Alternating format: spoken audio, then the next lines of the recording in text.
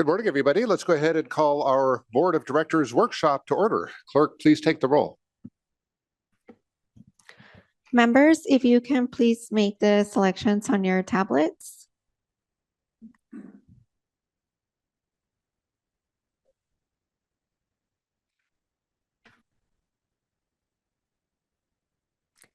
Chair, we have a quorum with 11 members present and 4 members absent. Thank you, Clerk. Let's begin with non-agenda public comment. This provides 2 minutes for anybody who'd like to comment on something that is not on today's agenda, but is within the purview of MTS. Clerk, do we have any non-agenda public comment? Yes, we do, Chair. Gunther Leonard, if you can please unmute yourself.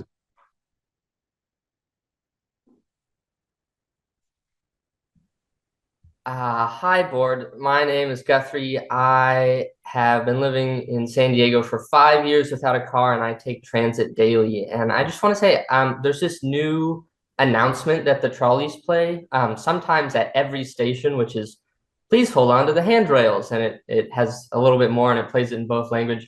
And I understand the need for that and the need to avoid litigation in certain circumstances, but it's frustrating to me because it makes me feel like I'm not taking a serious form of transportation. It kind of makes it feel like I'm being babied as I ride transit, as though I don't know that the trolley's going to accelerate and I need to sit down or hold on. And I just want to have some dignity as I ride transit. And I think that's something I should be able to expect as I ride transit. So I think it might be reasonable to play that announcement during the commuting hours for sports games, as there's going to be a lot more new people who maybe haven't ridden transit as much. But I think to play it on a daily basis, sometimes at every station, where mostly it's going to be people who take transit all the time, I feel like that's just insensitive to the dignity of people riding transit. They know they need to hold on. So it's not a big deal, but it kind of bothers me. Thank you.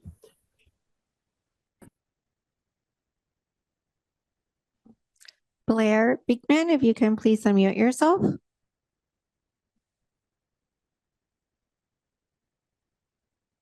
Hi, Blair Beekman. This is like my 3rd or 4th or 5th public meeting I've attended for MTS, and thank you. I ride the bus and the trolley all the time, so thank you for your work. And I come from the San Francisco Bay Area, mainly San Jose area, with VTA services that they have, and I'm really impressed with your night scheduling and the concept that you can actually be providing a lot of bus service for like a fast, convenient service for people. There's something really interesting to MTS bus services. I think awesome. So thank you. I sincerely hope that when we're dealing with the fare increases issues, I don't attend these meetings regularly, so I'm not very up on how exactly the process is going right now. But I think the September increase of up to $3 or $5 for disabled persons, I think is not very wise. I know you have a wise planning process in how people can ask for discounts and help, or subsidy help, I suppose. But this September, but I think it should be a smaller rate increase incrementally, and you should be working towards those goals, and you should take another 6 months to really work on those goals. And I know you have plans that you have to do things soonest, but I hope you can at least have the thought in your mind that you can put this off for 6 months to really work on smaller increments of rate increases for the disabled, for monthly passes and things like that. I think it's vitally important. Your time has expired. That concludes public comments, Chair. Thank you very much, Clerk. Our workshop this morning is on the fiscal year 2027 operating budget. I will share with the board that this presentation contains a lot of information, much of it requested by you to help you make a decision on the coming year's budget. It is divided into sections. After each section, we will see if you have any questions. And then following the presentation, we'll take public comment, and then the board will have a full discussion. So to my colleagues on the board, so that we can get through this somewhat efficiently, my request would be that during the presentation, we just ask questions and we save the discussion for the end. Otherwise, we won't get through this. All right, I will turn it over to Mike Thompson for the presentation.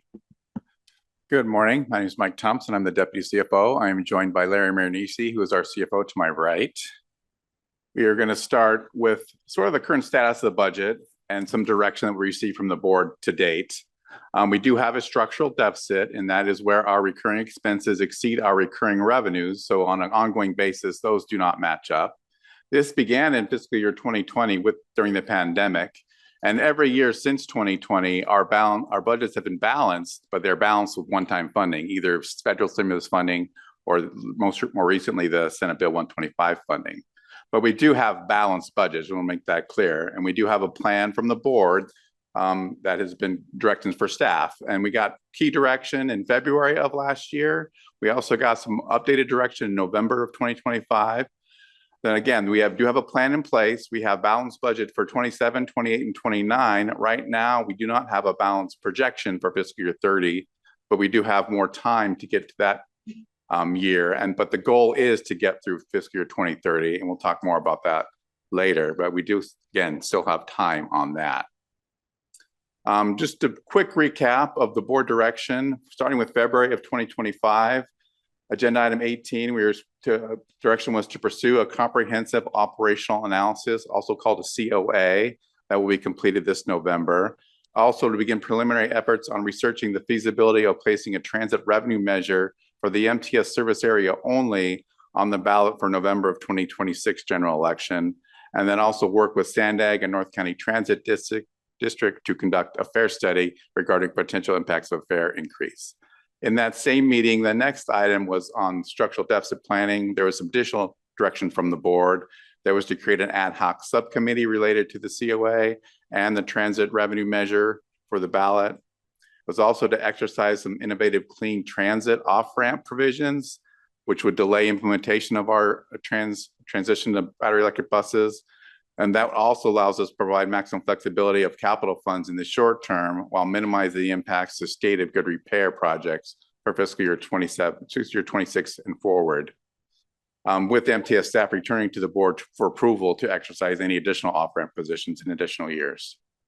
We also got direction to shift flexible funding from the CIP, the capital improvement program, to the operating budget, beginning with the current fiscal year 26, and then with 25 million in the current year, and then FY27 was initially projected at 35 million, with 50 million in FY28 from that direction. Then also lastly was to maintain service levels at January 2025 levels. Now that would delay future trolley service enhancements and some 7.5 minute service on the Blue Line. And it also delayed 22 million of future planned bus service that was supposed to be implemented in 27, 28 and revised the SB 125 FY25 funding proposal accordingly. So we brought this back to the board in November for some updated direction, and primarily it was to move that target for the revenue measure from November of 26 to the November of 28 due to lack of partners willing to carry that forward for us, and also give us time to see if we can have the ability to have a citizens initiative on behalf of MTS, which makes it easier to pass. The second piece was during the development of the FY27 to 30 CIP, include a shift of 50 million per year to the operating budget. Originally, it was planned for 35 million for 27, 50 million for 28, but now it's 50 million for all 4 years, or 200 million in total. The third piece was set a goal of $10 million in annual operating budget savings, beginning with the FY27 operating budget. That was exclusive of the change in service. And then also to continue to pursue additional funding from regional, state, or federal revenue sources, including MTS to pursue legislation to expand transit revenue options through tourism, luxury vehicles, and other options other than sales tax. So that is the current direction we have from the board. We built the FY27 capital budget based on that direction. It was approved back in March. And then we also built the FY27 operating budget that was presented to the board in May using this same direction. So this is our first stopping point. Is there any questions about the current direction from the board?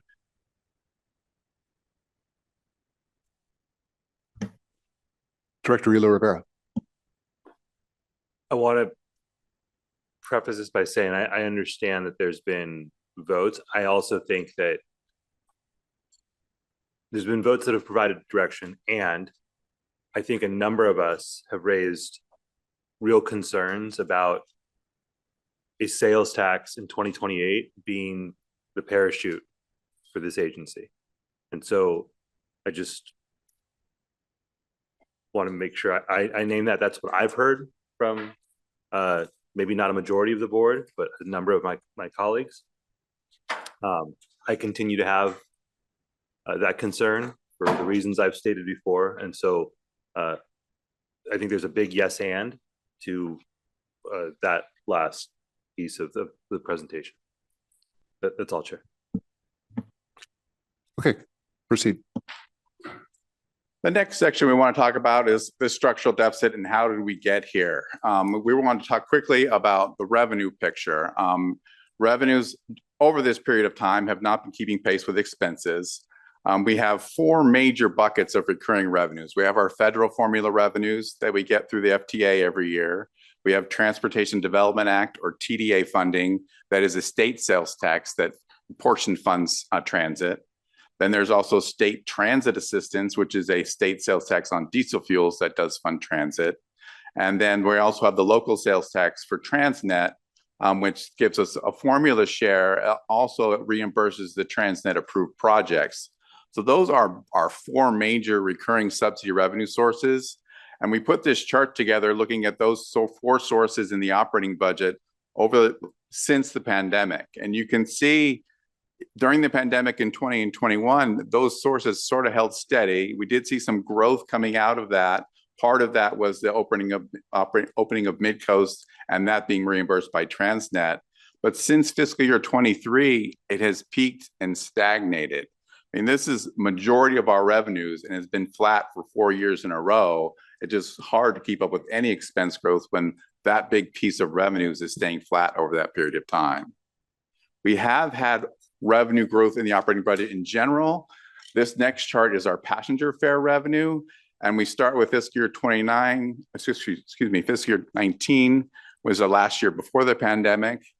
And then you can see we are at about 92 million in revenue, about 85 million riders. We are actually on pace to beat that in fiscal year 2020 before COVID hit.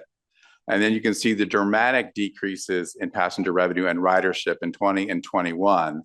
But since then, we've been able to grow that back. Ridership and revenue have been steadily increasing until this current fiscal year, where it's really flat compared to last fiscal year on the ridership side, but a little increase in revenue. You could also say we're nowhere near the peaks we saw pre-pandemic, 92 million in revenue in fiscal year 19, 81 million projected for this current fiscal year 2026. We had 85 million riders that year. We're only at 81 projected for this current year. So we used to have an average fare of $1.08, and now it's decreased to about $1 as well over that period of time. The other area where we've seen revenue growth is our non-fare revenues, and you have seen this chart a couple of times. But you can see again from looking at fiscal year 19, we are at about 18 million in revenue for these other sources of revenue. This includes advertising, our energy credit revenue, our land management revenue, and then other sources of revenue. And then in fiscal year 2027, that is projected to be about 10 million higher, almost $29 million. Advertising revenue over that period has almost doubled, and the energy credits are continuing to grow, and the marketing department continues for lots of different alternatives and initiatives to continue to grow this revenue, and we'll continue to do that.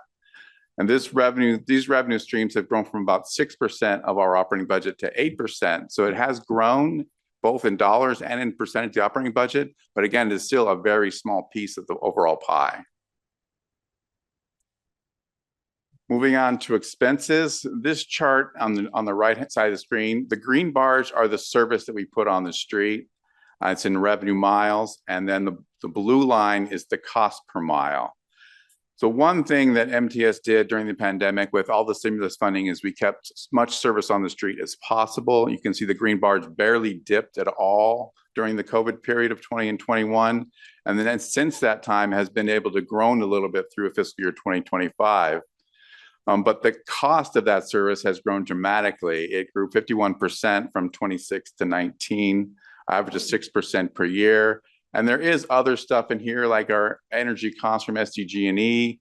We don't get the commodity from SDG&E, but just the delivery and transmission of it. Those costs have grown substantially. All of our insurance premiums in this period of time have grown substantially, not only for healthcare, but also on the liability and property insurance side as well. But the big piece of the story is in wage growth, both internally and with all of our contracted services. 80% of our expenses are related to personnel and outside services. So it's a big piece of the pie. And we put another chart together that shows the green bars on this one is the San Diego County average wage. And you can see that trend basically mirrors the blue line trends on the right-hand chart. We also put another line there that shows MTS personnel costs as a function of revenue mile. It's all the same trend. It's being driven by the wages in the local area, and just making our costs go much higher than we would like them to go.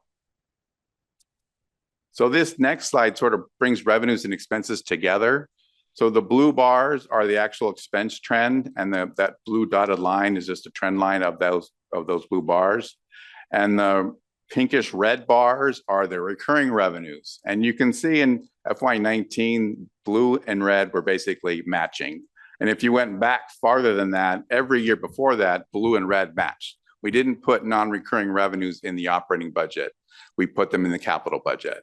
But with the pandemic and trying to keep service on the street and using the federal stimulus funding, we did start using one-time funding in the operating budget. And you can see how dramatic that was in 21 when we lost all that passenger revenue. That green bar is basically the balancing non-recurring revenue that we had in the operating budget. And in 22 to 23, that green bar actually shrunk a little bit as ridership grew and as other revenue continued to grow and sales tax rebounded a little bit. So we actually narrowed that gap substantially in 23, but with revenues being, our large subsidy revenues being very flat the next 4 years, those green bars started to grow at that point in time, and revenue growth did not keep with expense growth with all the higher wage costs in there. So that is how we get to where we're at today. We do have a plan in place still. We have enough funding to balance the budget through 27, 28, and 29. We will hit a gap in fiscal year 30. The gap is about $40 million if you factor in the fare increase, or if you do not factor in the fare increase, it's about $80 million in fiscal year 30. And why we're trying to get to fiscal year 30 is because if we did a ballot measure or some sort of revenue measure in 2028, we probably wouldn't receive funding until the middle of fiscal year 2030. So that 2020 election is in fiscal year 29. So we really need to get through that period of time with a plan in place if that's going to be the revenue source that helps us balance the budget. So you can see, again, this is the same chart that these are the numbers behind the chart I just showed. You can see in FY27, recurring revenues are projected to be 388 million, recurring expenses are 483 million. That's a 95 million deficit. Again, this is with the fare increase. It is being balanced with the funding from capital and also with our SB 125 funding. And we're able to balance those next 3 years and then have that issue in fiscal year 30. Without the fare increase, you can see recurring revenues are not nearly as high over this period of time. Recurring expenses are exactly the same, but we have a larger structural deficit. So it just makes our SB 125 funding run out a little bit sooner, and we have a much larger problem in fiscal year 30 that we need to balance through. Now, this is not an MTS challenge alone. We've shown you this chart before, many of you. This is across the nation. Transit agencies are dealing with the same issues where their costs are rising and revenues are not rising. Ridership is not rising. Many agencies are already in the mode of raising fares and cutting service. Most recently, Portland, the TriMet system is going through their raising fares, cutting service, cutting bodies right now. So this is ongoing. Every agency deals with this a little bit differently because every agency is funded a little bit differently. MTS historically does not get very much subsidy revenue, especially from a local sales tax perspective, like other agencies do.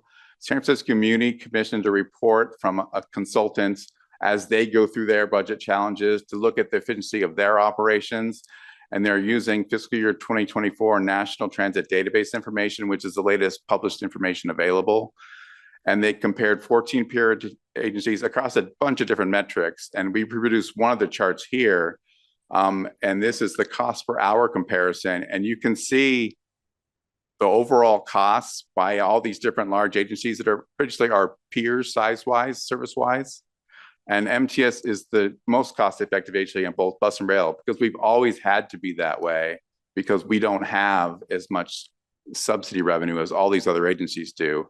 So we are the cheapest, not only on the bus side, not also on the rail side, but also with one of the highest costs of living on this chart as well. So, and if you look at the full report on that link below, there's a bunch of different charts, and MTS is the best on almost every single chart. So we are doing the best we can. Our culture is to do more with less every single day, and we've been doing that for a decade. Last fall, we also surveyed other agencies about their budget situations and look at when are they having their budget challenges coming to fruition, what are they doing part of their budget challenges, and what tools are they using. So we got responses from 12 agencies, both in California and outside of California. We can see on the chart when they're hitting their fiscal cliff. Most of them are dealing with it right now. 9 of the 12 are looking at fare increases. 9 of the 12 are looking at service reductions. 6 of the 12 have deferred capital. 4 of the 12 are looking to the state legislature for assistance. 5 of the 12 are looking for revenue measures of their own, most of them coming in 2026.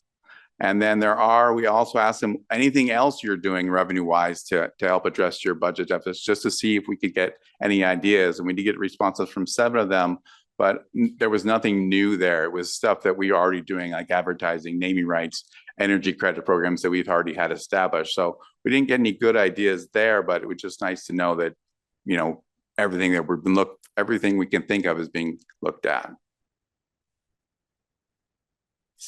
Staff has also looked at other subsidy revenue sources as well. Last summer, MTS retained a consultant to evaluate potential funding mechanisms to support long-term transit operations. This is different ideas in addition to a sales tax measure. We have a partial list in the chart on the right of just some of the ideas that have been looked at. The consultant presented these findings to the MTS Ad Hoc Sustainability Transit Committee in September of last year. And then in January of this year, our current state lobbyists also reviewed these options with the Ad Hoc Sustainable Transit Committee and identified a local sales tax measure and or expansion of TDA funding as the most viable near-term opportunities and noted these key considerations. So MTS does have the authority to pursue a local sales tax measure currently. State legislation is currently being advanced to clarify citizen initiative authority for a local sales tax measure, which would make it easier to get it passed. A sales tax measure does represent the largest potential revenue increase opportunity. TDA expansion has been a long-standing policy discussion and does offer the second largest revenue potential. And then MTS currently lacks the statutory authority to pursue most of these other funding mechanisms evaluated. So all these other alternative funding mechanisms will require new legislation to be passed, followed by implementation and or voter approval, resulting in longer timelines and lower projected revenues. And I just want to flag this slide for members of the board, because this is a question that has come up repeatedly. What other new revenue sources has MTS pursued? So I appreciate you including this in this PowerPoint. Yeah, and again, this is a partial list on the chart on the right. There was a full presentation, pages and lots of detail provided as well. So there is lots of things being looked at, and we'll continue to look at all these things as we go forward. Nothing is being taken off the table. Some is just longer timelines than others, and needs a lot more help from our state legislature as well. So that concludes this sort of historical section of how we got here. We'll do another break for questions.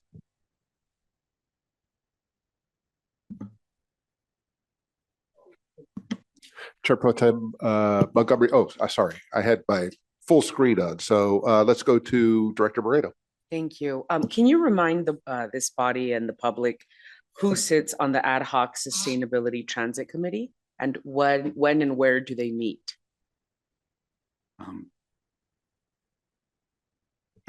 We can get you the list. Clerk, could you have pull that? Yes, we can pull it up if I can just have a moment. Okay, thank you. While she's doing that, I also want to call the board's attention to the handout that is in front of you, the San Diego MTS budget and financial sustainability action since 2020. This is something that staff put together designed to be responsive to some of the questions that have come up repeatedly during this process.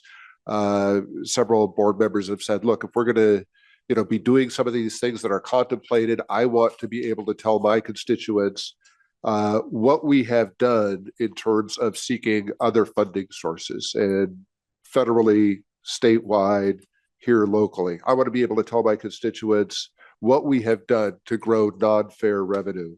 I want to be able to tell my constituents what we have done to tighten MTS's own belt. So feel free to peruse this because this is something that the staff put together to try to respond to some of the questions that have come up fairly regularly at the board. Clerk, were you able to track that down? Yes, I have that information. So currently we have Chair Whitburn, Vice Chair Goebel, Councilmember Ilo Rivera, Councilmember Downey, Councilmember Dillard, Councilmember Fernandez, and Councilmember Bush. And the meetings right now, they're taking place via online. Thank you for that. And when was the last meeting? The last meeting took place in March. In March. Okay. And those meetings are available for the public to access on the internet? No, They're those not. meetings are not. It's not a Brown Act committee. Okay. Thank you for that information. Of course. Chair Pro Tem Montgomery Steppe. Thank you so much, Chair. Just a question about the last slide on the TDA. The second in the chart. So that estimation is 2 years, approximately 140 million annually. Is that based off of work done on the task force? Is that, how would we get to that 140 million annually? So we estimated it based on our lobbyist beliefs about how we would go through the legislative process. So, And that's like, basically that's TDA reform. correct. Is that, okay, for Correct. our cost recovery, the formulas that we. It would include that, but the thought was that we would try to ask them to double the TDA at the same time that we implemented new performance metrics to address the issues that are associated with the current TDA statutory requirements, but also address the concerns of some in the state who don't want to see us continue operating the same way we always have. Mhm. And so that came out of the Transit Transformation Task Force discussions, but also out of some of the legislative offices at the state level. So the 2 years is really based on the legislative cycle. So if we were to come up with a proposal to bring forward to the legislature by November or December of this year, then we would find a sponsor for the bill. It would go through the process, and in general, that's a 1 or 2 year process. I would assume something that major would take 2 years. And That's where that comes It's from. in statewide, so. Correct. Yeah. Okay, yeah, I've been talking about that reform for a while. So the task force, I think, gave there were a lot of some not good things about it, but there were also some recommendations. So it gives us a platform to be able to engage our state legislators. I will say just on this slide, and thank you for the briefing earlier this week. I really wanted to be able to further wrap my brain around all the work that's been going on, and requested that briefing. I think this is, I'll say what I said there. I think this is really, really where there needs to be a different level of engagement with the board members on strategy around going to and lobbying our state legislators and federal delegation as well. I think that's one thing I will say, that either based on us not necessarily having to do that before, or the busyness that comes with all that you all are doing, we have not, as of yet, sort of developed a strategy around that. We've maybe had one-offs, going to Sacramento or meetings, but we, as this board, I can look around and see we are extremely engaged with our state legislators, very much so. I've been to Sacramento several times in the last year and have never mentioned any of this work because was not aware to the level that it was going on, or it just is not at the top of mind. So that's one of my asks, is that we actually develop a strategy to engage our state legislators on this stuff. The property parcel tax, I'll just use that as an example. At the county, we're trying to pursue something like that because people are more open to those types of tax measures, but we can't do it without the state action. But we know that, and we have to develop a strategy around that. So I think that would be the next step. Even with these estimations, they really don't mean as much if we don't have a strategy to push, because these things require that political will. Thank you. Thank you, Chair Pro Tem. Vice Chair Goebel. Thank you, Chair. I'm looking at the sub-bullet points here on this slide and kind of getting a little more clarification on each. MTS currently has the authority to pursue, sounds good. Is it a 50+1 or is it a 65? Is it 66.6? It's a 2/3. Yeah. Okay. Just to clarify, so if we put a measure on the ballot, it would be the 2/3. If a citizens initiative, statewide, that is the 50+1. There's currently a bill pending that AB 2484 that would just clarify. The governor has stated that they thinks that under existing law, it's clear a citizens initiative could go forward, but to remove any doubt and potential challenges, if there was a citizens initiative, that bill would just clarify under existing law that a citizens initiative could go forward under the legislation in MTS's statute. And that would be a 50%. Yes. Okay, so that answers bullet point number 2. Bullet point number 3, understood. TDA expansion, is that the state quarter-cent sales tax when you say expansion, going from quarter-cent to a half-cent or something? Quarter-cent to a half-cent. And that is a legislative thing, or does that go to California voters? Legislative thing. Legislative thing, they could do that. Okay, interesting. MTS currently lacks statutory authority to pursue most other funding. So that implies the sales tax is kind of our clearest, most defined path at this point, with the alternative of citizens clarity or parcel tax answering the last bullet point. Additional funding mechanisms would require new legislation. Am I encapsulating that correctly? Yes. Okay, I'm good. Thank you. Thank you, Vice Chair. Let's go to Director Nakawatasi. Thank you, Chair. In regards to a follow-up to Director Moreno's question in regards to the ad hoc committee, besides coming here at these meetings, is there other ways for the public to participate and give feedback? Sometimes our best ideas come from our constituents. So just want to make sure that they have the ability to kind of in regards to the new revenue sources.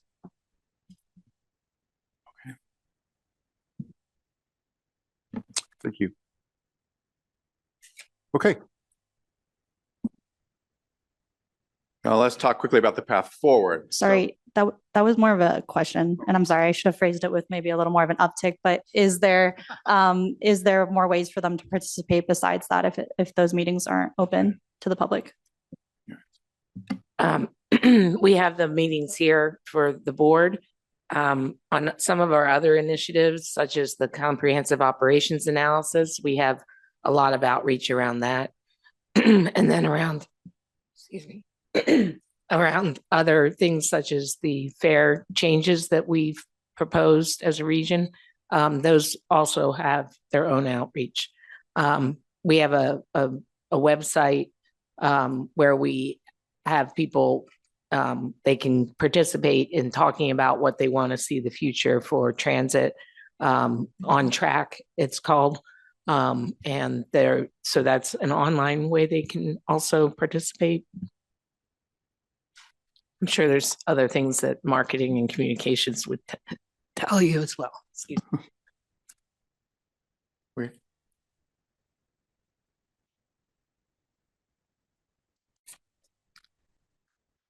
So we do have this structural deficit, and going into this year's budget cycle, we had about a $500 million gap of what between our recurring expenses and our projected recurring revenues over those next 4 years, 27 to 30. Again, we're trying to get through fiscal year 30.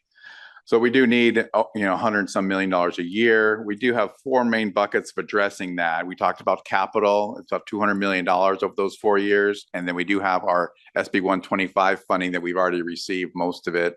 That's about 3/4 of the issue, but we do have about 1/4 of the issue that needs some other solutions to come forward. And that's either through miscellaneous operating budget improvements or revenue improvements, or it's fares and service. So we did do a lot of work during this year's budget development cycle on operational savings. We did change our pension amortization strategy to save some money there. We did a lot of administrative cost cutting during this last budget development cycle.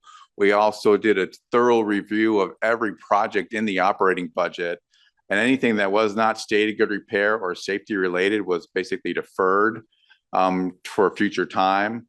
We also looked at service efficiencies out of the comprehensive operational analysis data, looking for ways we can do our service we have out on the street today, do it a little bit better and save some money. So there's a lot of that built into this year's operating budget. There's also additional non-fare and other revenues built into this budget from all the initiatives that marketing has undertaken over the last few years.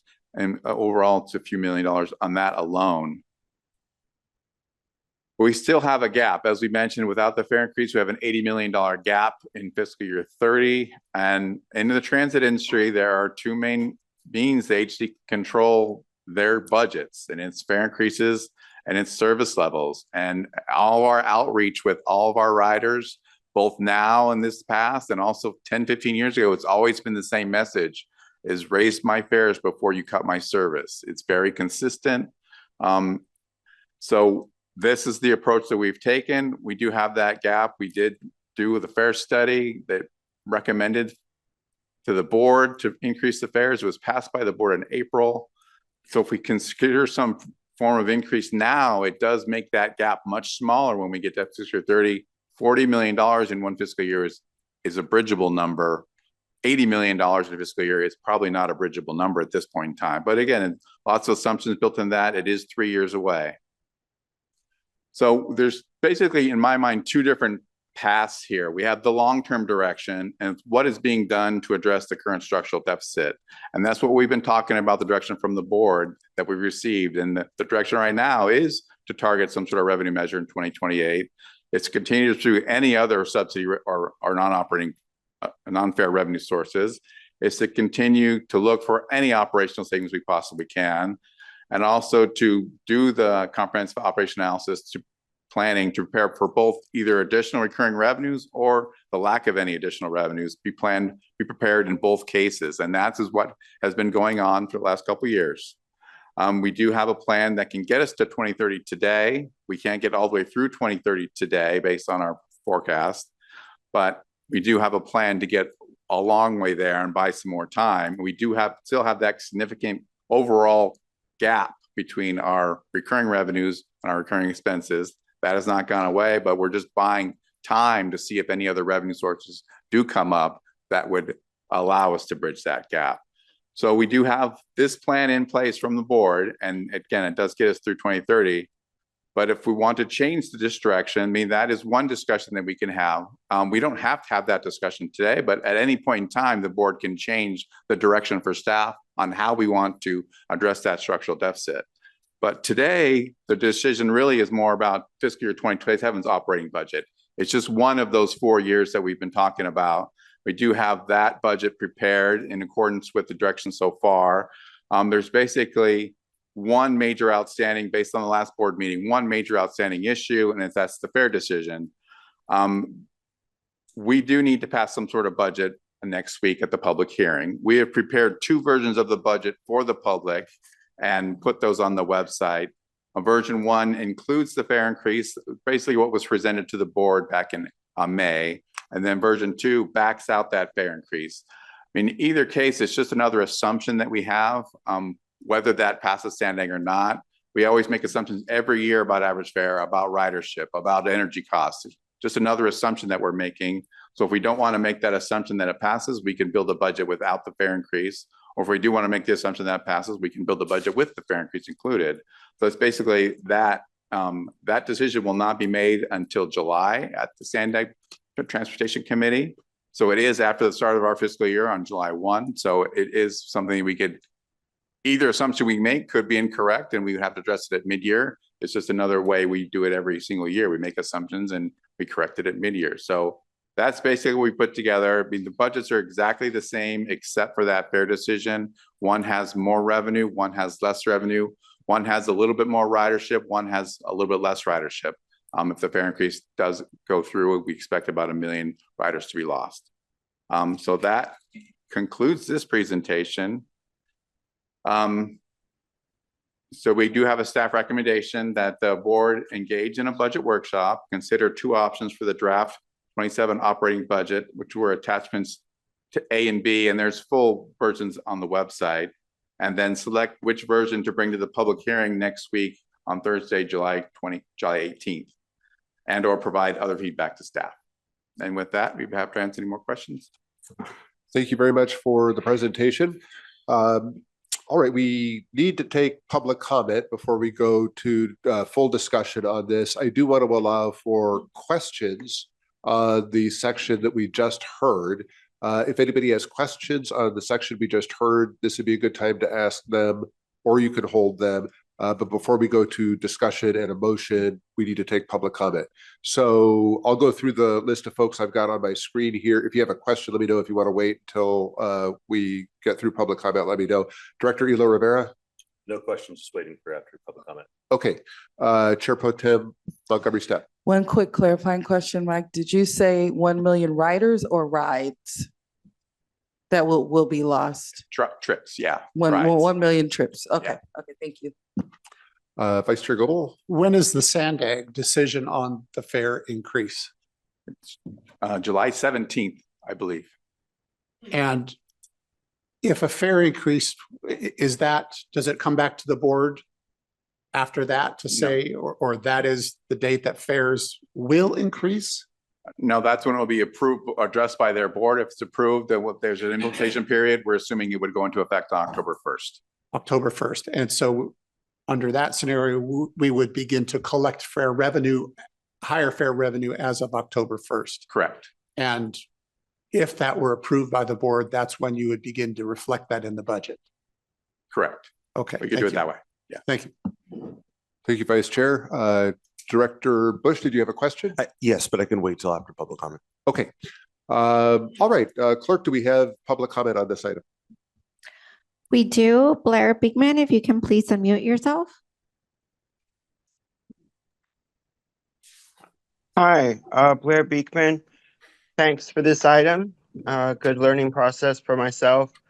Thank you for the words of board person Whitburn. At some point, he mentioned, the concept of how can we talk about revenue that is not just fare increases. And that was nice to hear. I think it's really important. I mean, I fully understand. I don't have any timer on my screen right now, by the way, if you can help with that. If you can help make clear, I'm assuming I have about 1:30 left here. Yes, you have 1:21. Yeah, thank you. If you can warn me when I'm in about 10 or 15 seconds, that'd be great. When now I lost my train of thought. Yeah, the fare increases, I wanted to state that, I know you have a plan in place that tries to help subsidize people, this fall, but I just feel it's a bit too steep and it needs a bit more time to think about, and that we can have a smaller fare increase this fall and then have a larger increase, and that we can understand the subsidy process together more easily and clearly in a year's time. And so if you need an additional 6 months to work that out, I think we need to be open to that concept and not make any severe decisions in the next few months. If, you know, I just, those words need to be said for this process. And I hope it can be taken in. We don't have to make final decisions. I know you have a lot in place, ready to go. I just find the 15 fare. seconds left. Thank you. I just find the fare increase too steep for the disabled, for people who can't afford monthly passes. It's difficult, and to navigate the subsidy process can be difficult for people on Your disability. time has expired. Lupe Rojas, if you can please unmute yourself.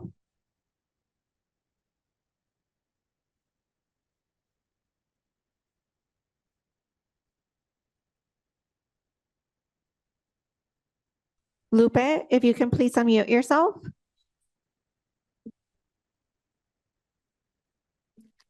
That concludes public comments, Chair. Thank you, Clerk. We will now open board discussion on this workshop item, and we'll begin the conversation with Director Ela Rivera.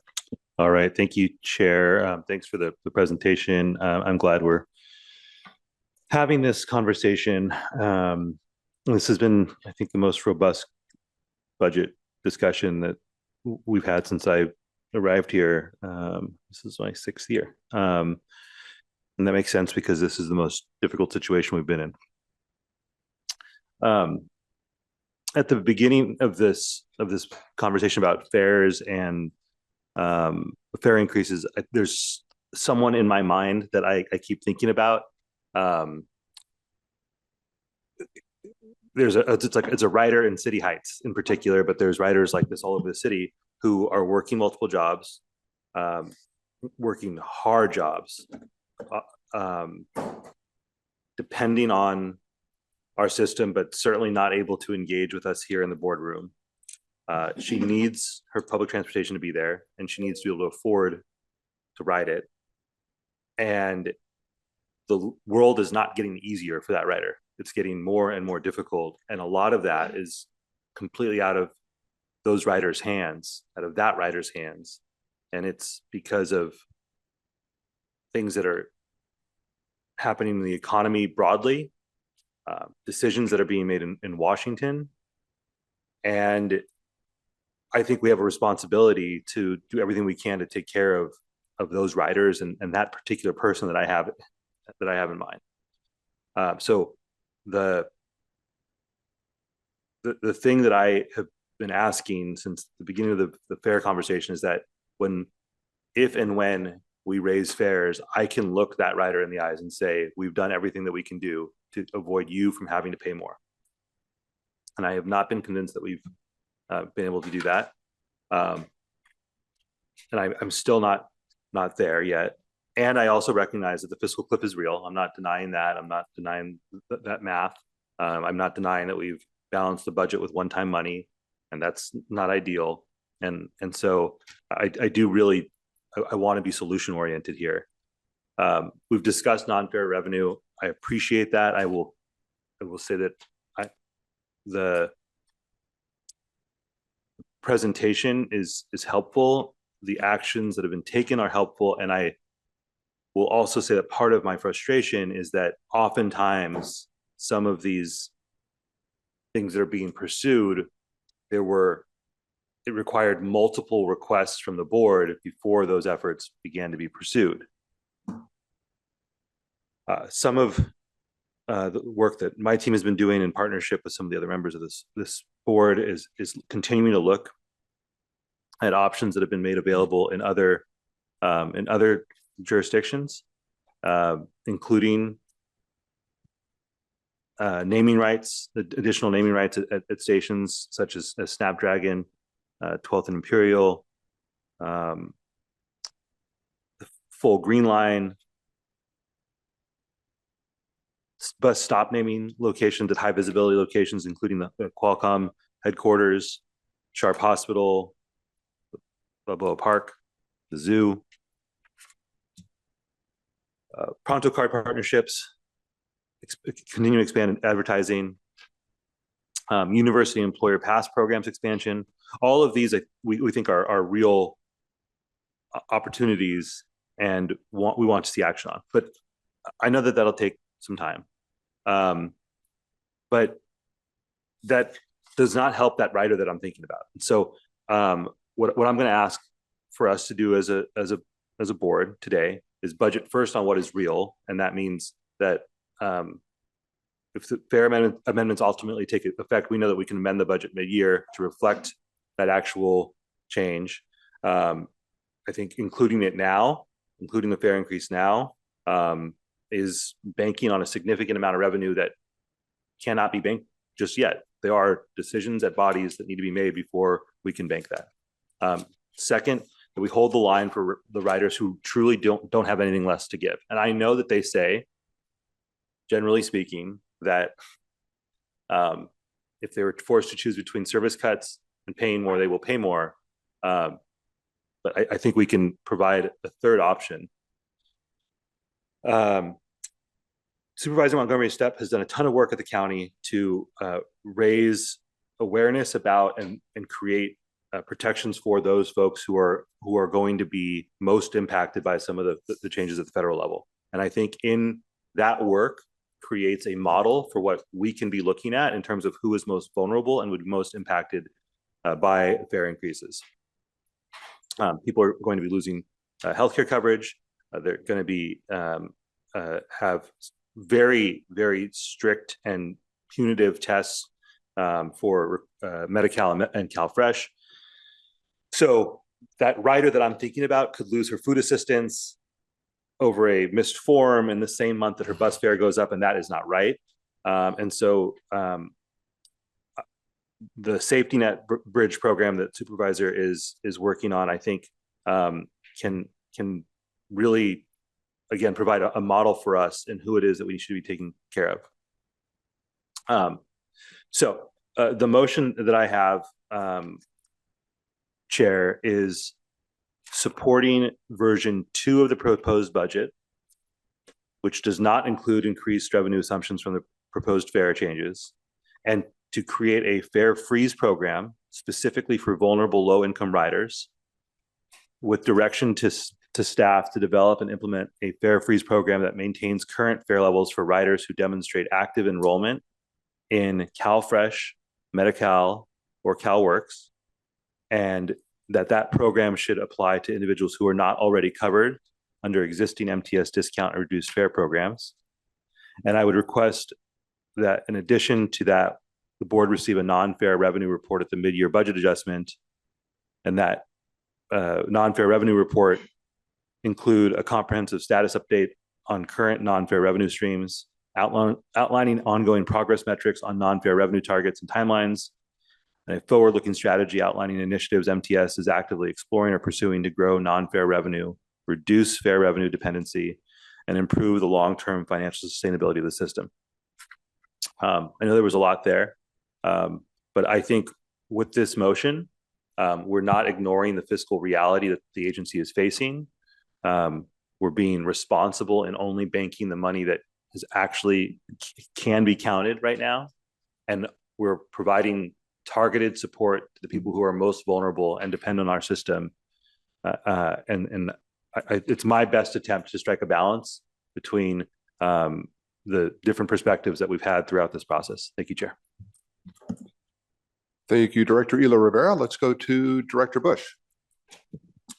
Yes, I'll second that motion by Member Ela Rivera. My question, so I missed the last meeting and the discussion there. My question is about the budget committee that we had that Member Moreno was leading. So I think having that budget committee meeting might have prevented just the need to have this workshop. I appreciate this workshop, but I think we could have gotten clarity on some things, some more committee level type of discussion. So could staff update me or provide what's the status of the budget committee? When did they last meet? And if member Moreno wanted to chime in about that, if she's still willing to serve on that, but what's the status of that? So the budget committee is the executive committee, and the executive committee is the budget committee. That was created by the board. It reflected the fact that most of the members of the executive committee were also on the budget committee, but it also reflected the fact that board member Moreno had stopped being able to be the chair of the budget committee. But at the same time, we were having a hard time getting a quorum for the budget committee because they didn't meet the way the executive committee does. We schedule the executive committee every month, in advance. So you approve that calendar each year, and that way you can all put it on your schedule. The budget committee was more of a, we're going to schedule it around the chair's availability, and then hope that the other members were going to be able to make it and we'd get a quorum, but we were having a hard time getting a quorum. And so that was the decision point when we made the executive committee the same as the budget committee. And to add a little context to that, we actually did solicit volunteers for both. Well, the executive committee is largely determined, but we solicited volunteers for the budget committee. And it turned out that every volunteer for the budget committee, except for one, was also on the executive committee. So in a discussion, we decided, okay, well, let's just do that in one meeting. So that's how that evolved. So really for efficiency purposes then, correct? It was it was for whatever reason, that group decided to do it in one meeting instead of two. Yes. If I may, my intention was never to be the budget chair. I think I've said this in various board meetings. But I do want to clarify, I don't remember being asked about the budget committee. What you just said right now, that was not offered to me as a board member. I want to put that on the record. Okay. It was certainly offered up at a board meeting in the same way that we solicit volunteers every year for the various committees and have that discussion. If it's the board's desire, I mean, we've had a budget committee just about every year. It's been perfectly successful. This year we did it differently just because the people were the same. But we'll cross that bridge when we get to the committee discussion again at the end of this year. Go ahead. Yes. Okay. So that makes sense, and I appreciate the clarification. So, so it might, for this in particular, it might be worth taking another look at that. But I do understand the efficiency and the reason why. But moving forward, it might be something that we want to take another look at the budget. So that's all my comments for now. Thank you, Director Bush. Director Dillard. Yeah, thank you, Chair. A lot of thoughts here. I know that the focus is to, vote on which option, but I want to go back a little bit to some concerns and maybe some suggestions that we can consider going down this road, whichever option we choose. And I do support Director Elo Rivera's motion. So on item number 24, first of all, I want to talk about the survey just a little bit that we did regarding our ridership choosing between service or an increase in fares. And I just want to say, realistically, ridership that we have, that the predominant amount of ridership that is the disadvantaged community, they don't really have a choice. If you say to them, which would you rather have? An increase in fares or a decrease in availability to ride?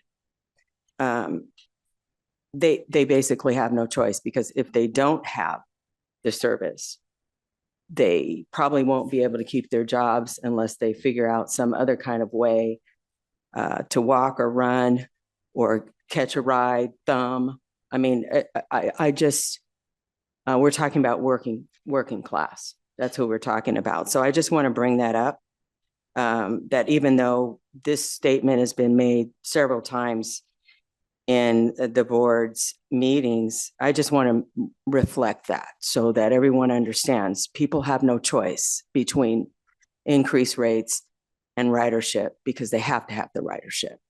So that's the only reason why they're saying that they'll agree to pay an increase. The other thing I wanted to bring up is we were talking about accountability and our responsibility to be transparent.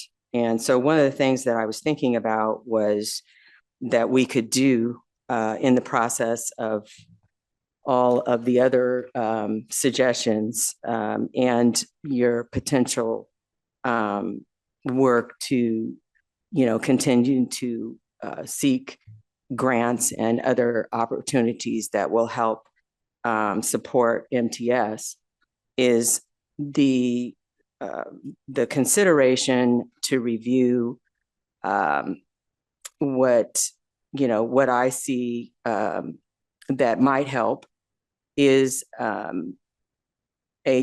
for us to take a look internally at the contract that we have with Viola Transportation, MV Transportation, and First Transit Inc., as well as TransDev, and take a look at that 15,000-page contract that we have, Chair, and take a look at some of the ways that we could have more fiduciary responsibility in regards to the lack of transparency that could be happening there, in regards to insufficient communication regarding contractor transitions and policy changes, and limited disclosure of operational, financial, and labor-related impacts, and the ambiguity that I found, because I did receive a copy of the surrounding responsibilities between the public agency and the private contractors. I do believe we have a fiduciary responsibility to the public that our agency protect public funds and minimize legal and financial risks, and that our current contracts administration's practices may expose the agency to unnecessary liability, contractual obligations, and that we are not consistently enforcing those possibilities, that our labor agreements exist collectively. Bargaining agreements and labor commitments should be honored and enforced. And I don't think we're doing that. And if we are, I don't have transparency on that. And clear expectations are needed regarding the responsibilities of both the agency and our contractors. I'm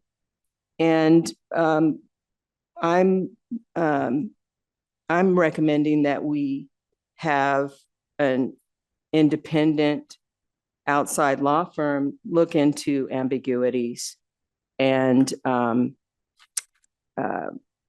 just phrasing that's open-ended. I think that we should be more interested in this contract in particular, in looking out for the best interest of MTS and not our vendors first. I'm not saying that we shouldn't be legal and that we shouldn't be, you know, accountable to our vendors. But at the same time, I don't think that I just don't believe that anyone is reading a 15,000 page contract and going through it and able to pull out ambiguities and open-ended questions or statements and hidden benefits towards our vendors that may not be in the best interest of MTS. So I just want to make that known.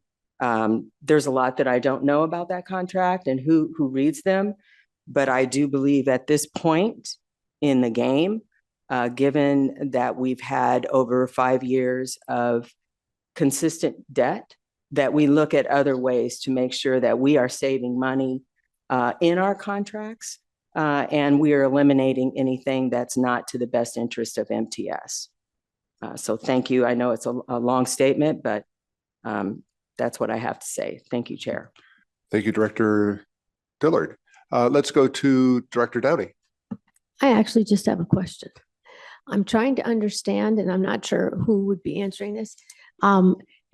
If the procedure is in July, Sandag is going to take their vote, whether they approve the originally approved by this board rate increase. We wouldn't be able to, if I understood, to make it effective until October. Is that correct? Yes, there is a number of things. Once the ordinance is changed, then we do have to make a number of changes to the fare system and then also do some outreach to let everybody know that the change is coming. So we do have planning and a little bit of a cushion there between when the ordinance is amended and the actual implementation of that fare. Okay, then let me follow on. I'm trying to understand the motion that we have on the floor here. And part of it was to get more time for our riders to adjust to the new changes or the increased amount of fare. So once if it gets approved by Sandag, we aren't required to implement it at the first available time in October. This board could say, wait until November or some other time. I'm trying to figure out what's the procedure, because I'm just trying to wrap up everybody's concerns and I don't know that time frame. So if the fare ordinance passes at Sandag, then we have to follow that fare ordinance. Like currently as drafted, it says that the fares that go into effect on October 1st, like that's what the fare ordinance says. So we have to follow our fare ordinance or their fare ordinance. Just as an aside, MTS has its own fare ordinance, but I think it's a legacy thing of when we used to be in charge of fares. And so traditionally Sandag would make changes to their ordinance and then we would come back and make routine changes to ours to be consistent. But even if our board decided not to do that, our ordinance would be unenforceable if it's inconsistent with Sandag's. It's the controlling one. So I ultimately will probably bring back a proposal that the board just repeal our separate fare ordinance, since we legally can't have something that's different from Sandag's. So that was my question. Thank you. Thank you, Director Downey. Let's go to Chair Pro Tem Montgomery Stepp. Thank you so much. Just a couple additional questions on the presentation briefly. This is about the ridership. In FY19, it looked like we were right about 86 million. And then at this time, we're at about 81 million. Is that what it, okay. And so, yes, okay, 81 million riders. So the Sandag projection for how many rides we may lose based on fare increase was about 1.8 million. It was about 1.8 million for a full fiscal year. So the impact in next fiscal year was about 1.4 is what the expectation was based on their elasticity model of the economic impacts. Do you know how many riders that equates into, or why they did that sort of apples and oranges kind of No, I don't know. We actually don't typically track individual unique riders. We look at just overall passenger trips. You know, it's basically that's the input we gave them as well. This is the total number of trips by different types of fare they're using, and they just did their analysis and their economic impact and produced that. How do we come to what I'm looking at now, which is very specific and clear about riders? and why wasn't that information given to the, I think we'd be, thank you, Director Elo Rivera for the motion, because I'm very supportive of it. I also think it would, having actual writers' numbers would give us even more sort of a apples to apples comparison as to what impact any decision or any program that we implement would make on actual people. So what we use riders and passenger trips interchangeably. Okay. So it's pretty much, Okay. so if you, So that's actually actual trips. Yes. yes. So that's, so if I get on the trolley and go over to the county building, that's That's a one trip ride. that's one ride that equals one in there, even though One I'm one ride. person and I could in the same day take about 3 trips. Okay. Yes. All right. So it's the same. Yes, Yeah. and the onboard survey that Sandag does on the behalf of the transit agencies does break it out into what are the average number of trips passengers are taking. But when the model, the elasticity model, doesn't get to that granularity, so it's kind of an imprecise way of looking at the impacts of fare changes on ridership.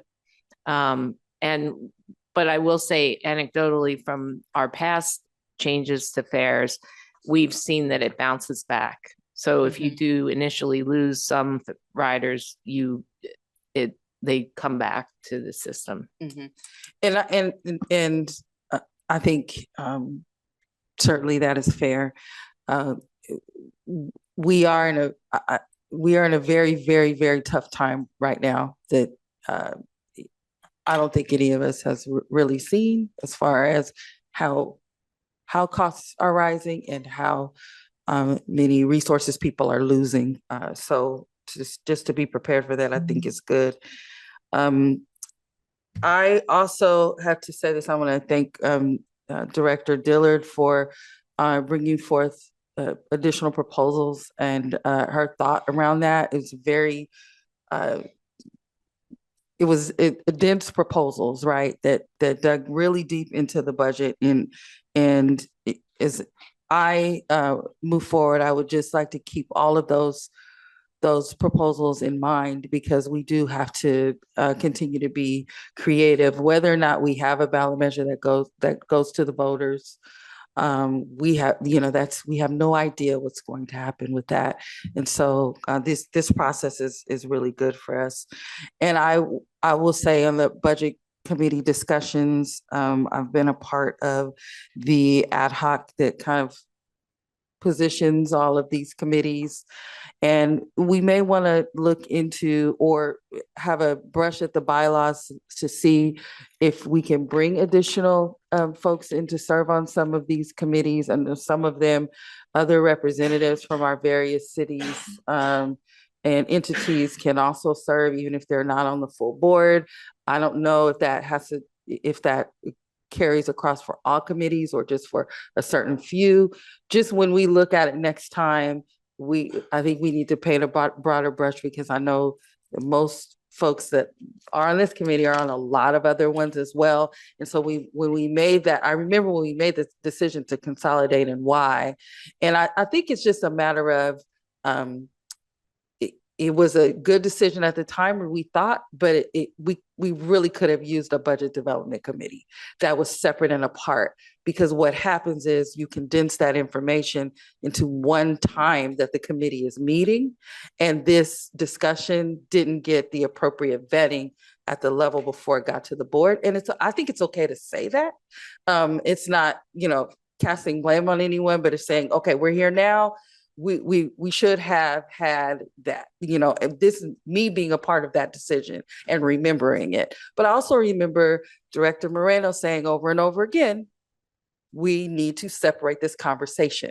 So both things can be true at the same time. And I think that goes to the larger picture of just us, coming together on the same page, and not feeling gaslit sometimes when we come to the meetings. I can speak to this from TDA reform, and I want to thank Eric Henson, because he was putting that in my talking points before I knew what it was. Honestly, it was 6 years ago. 6 years ago.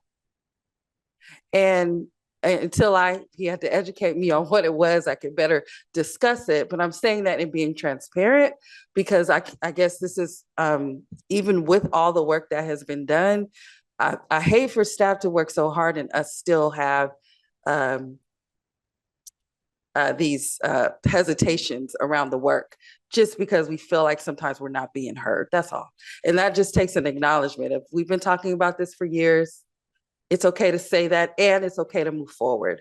And I really am interested now more than ever on the TDA reform, because I know Sharon worked really hard in that task force, even though it was just a disappointment, in some ways. That's a lot of work for you, Sharon, to have done, to deal with all of those providers in transit agencies and governor staff and state agencies. That's a lot. So let's take that and get to the next level with it, especially if it has a potential of increasing our ongoing revenue to 140 million annually.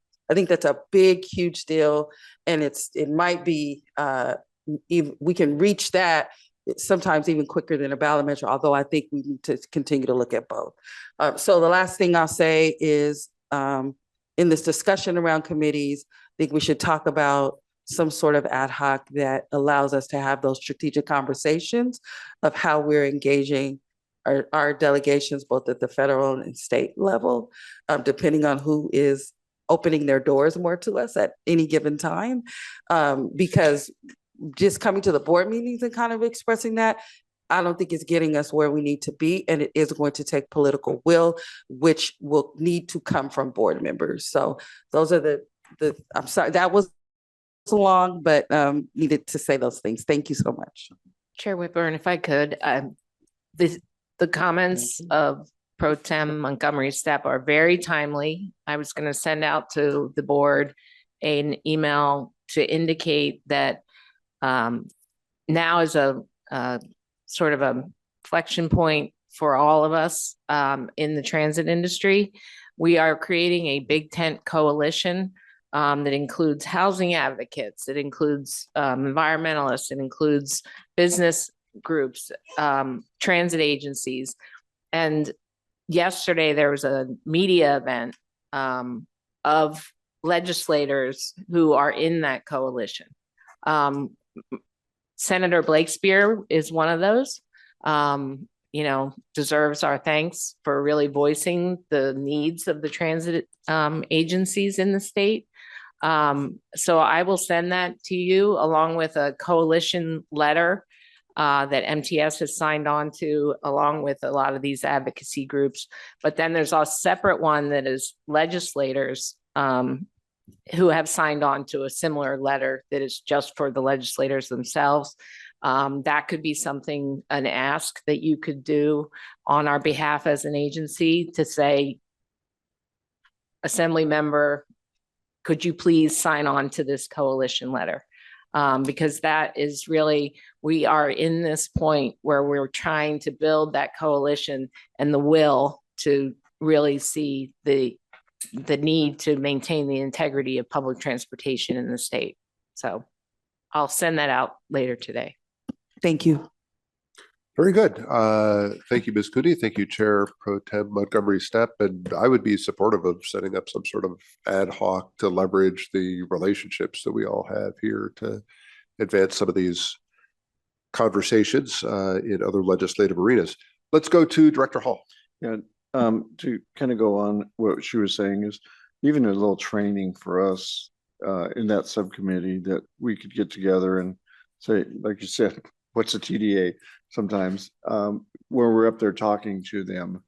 And that, we can all go to legislative days, whatever we want to do, but let's look at doing a lot of this and getting it organized now so that next year, if the worst case scenario, we could actually be up there talking to them. We can all talk to them while they're down here. We have our own special legislators we deal with on a personal basis, but we all know them, we all deal with them. And now's the time to start preparing for that. So that would be a good thing. This is for Karen. I have a quick question. Sean, we actually talked about this, so that's more of a clarification on the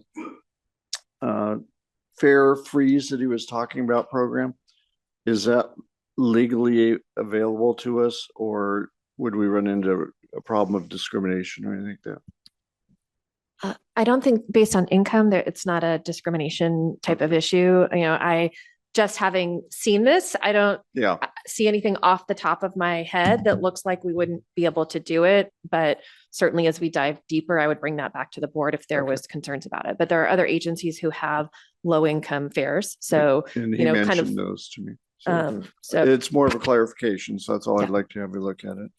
The only thing I have with problem with item 2, choosing option 2, is we're sending a mixed signal to Sandag now. We're saying we're going to raise the fees, and now we're not going to raise the fees. So that's my only concern. Now that's fine that we do that, but I just want to kind of point that out too. Well, just for clarification, so version 2 is just an assumption about what our revenues would be. Even when we talk about fair revenue in our budgeting process, that's an assumption that we've made, and it may not come to fruition regardless of what happens over at Sandag. So anything, we could get a lot more fair revenue, right? Even if the fare changes don't pass.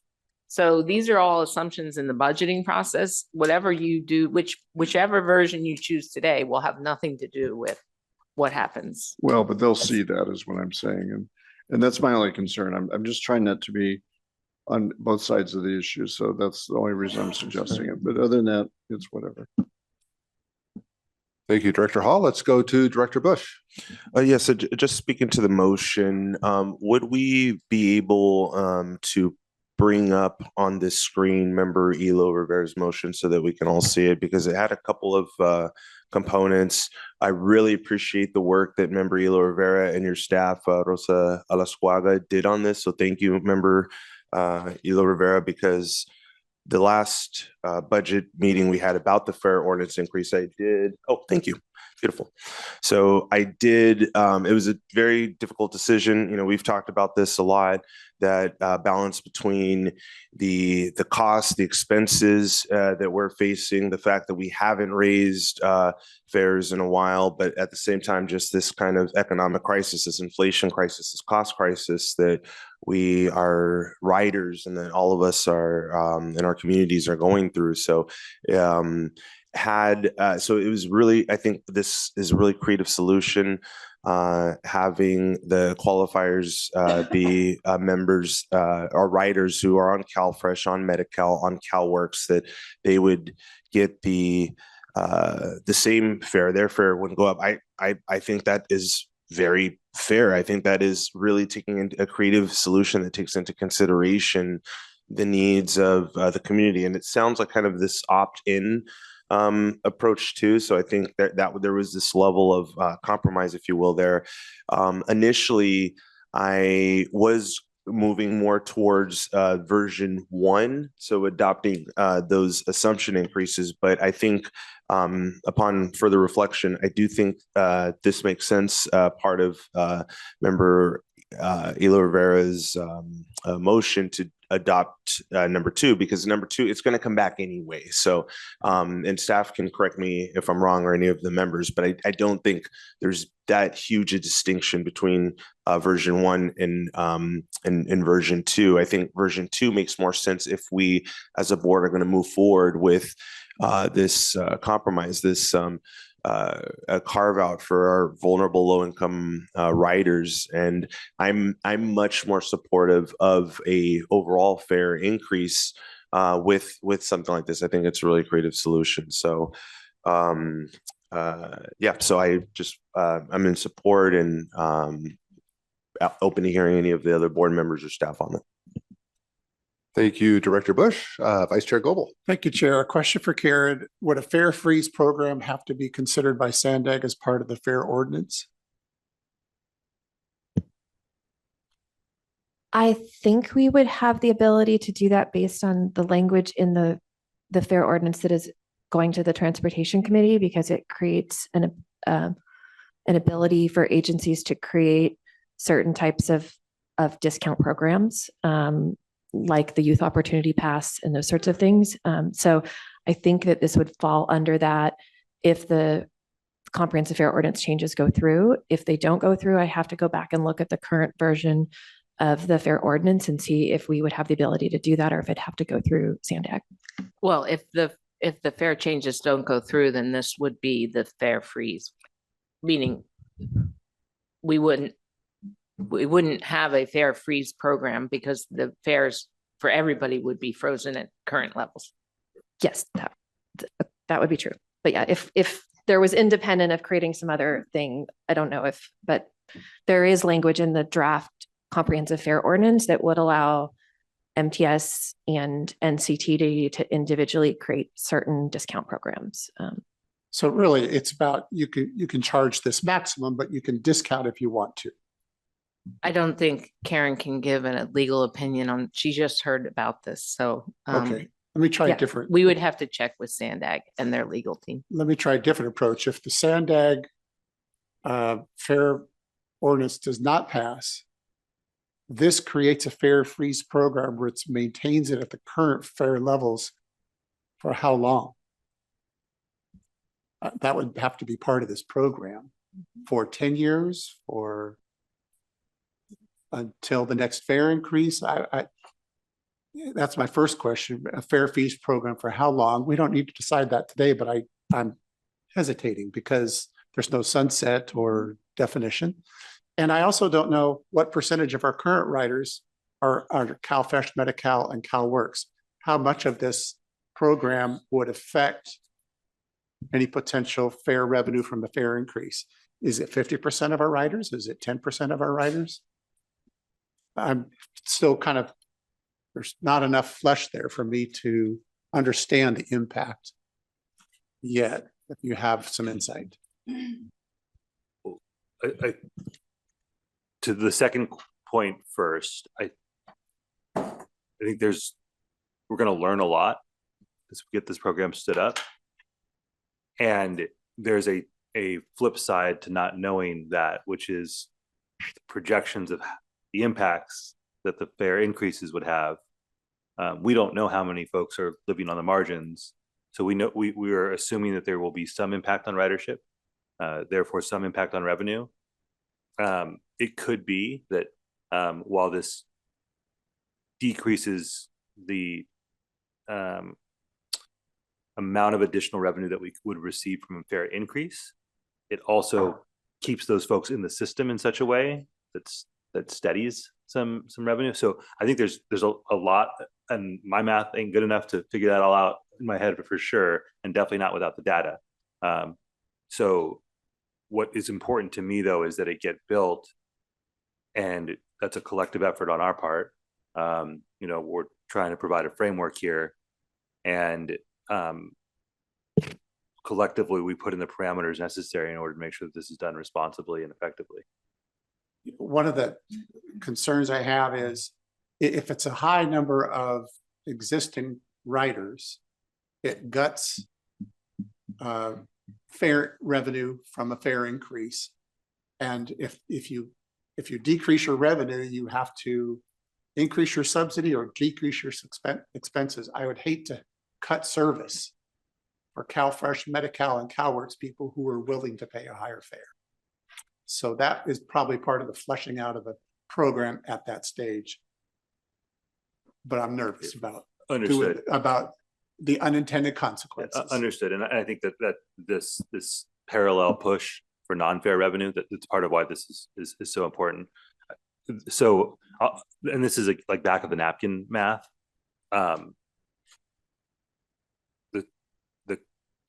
For 5,000 riders, the difference between what the current fares are and what the fares would be, I think it comes out to less than $600,000 for the agency.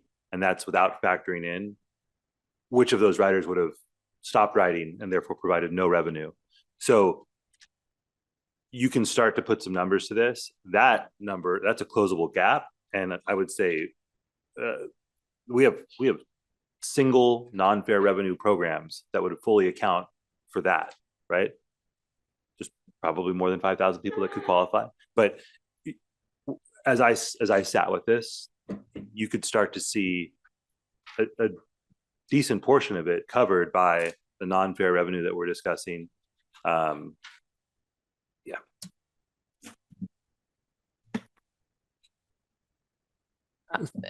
For clarification purposes, then are you saying you would want to limit this to 5,000 people? No, I'm not saying that. I'm not saying that. I'm saying that as a board, there are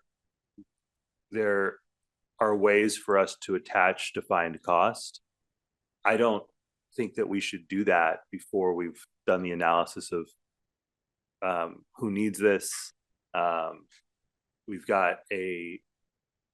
There's work being done at the county, and I think, again, Chair Pro Tem is doing so much work on this at the county. I don't want to make too many assumptions here, but that there's a lot of data that's come from a lot of the work that's been done. I'll defer to you on I was just gonna say, we're ready to partner soon, sooner than later to get information we need to develop out the program with, real data. I don't know what we have at our disposal as far as the cross section between MTS riders and those who are on the programs, but we'll do whatever we can to help. Thank you, Vice Chair Goebel and everyone. Okay, let's go back to Director Moreno. Oh, this is the first time that I speak on this. The other time was questions in the middle. Let's take our initial comment from thank you. Director Moreno. I appreciate it. It's been robust. Number one, thank you for the presentation. I've served on this body now going on 7 years, and I've always mentioned that customers should be at the forefront. During COVID, I emphasized caution for this body regarding the death spiral of ridership. I think staff has done a tremendous job at not allowing it to get to that point. But I do remain firm in my position advocating for transit reliant riders, many of whom are District 8 residents. Many of my constituents and many folks that ride the Blue Line are very dependent, and the bus are very dependent on public transit to get to work, to the doctor.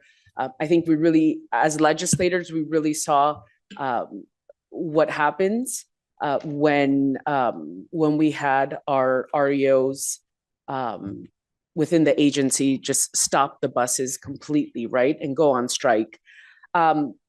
I, for one, think that the region of San Diego should always be striving for our transit agency to be at the forefront.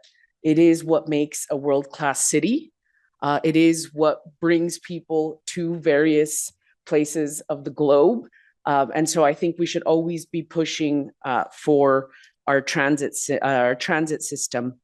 I want to talk about public participation, and that's another topic that has been at the forefront of any time that I speak.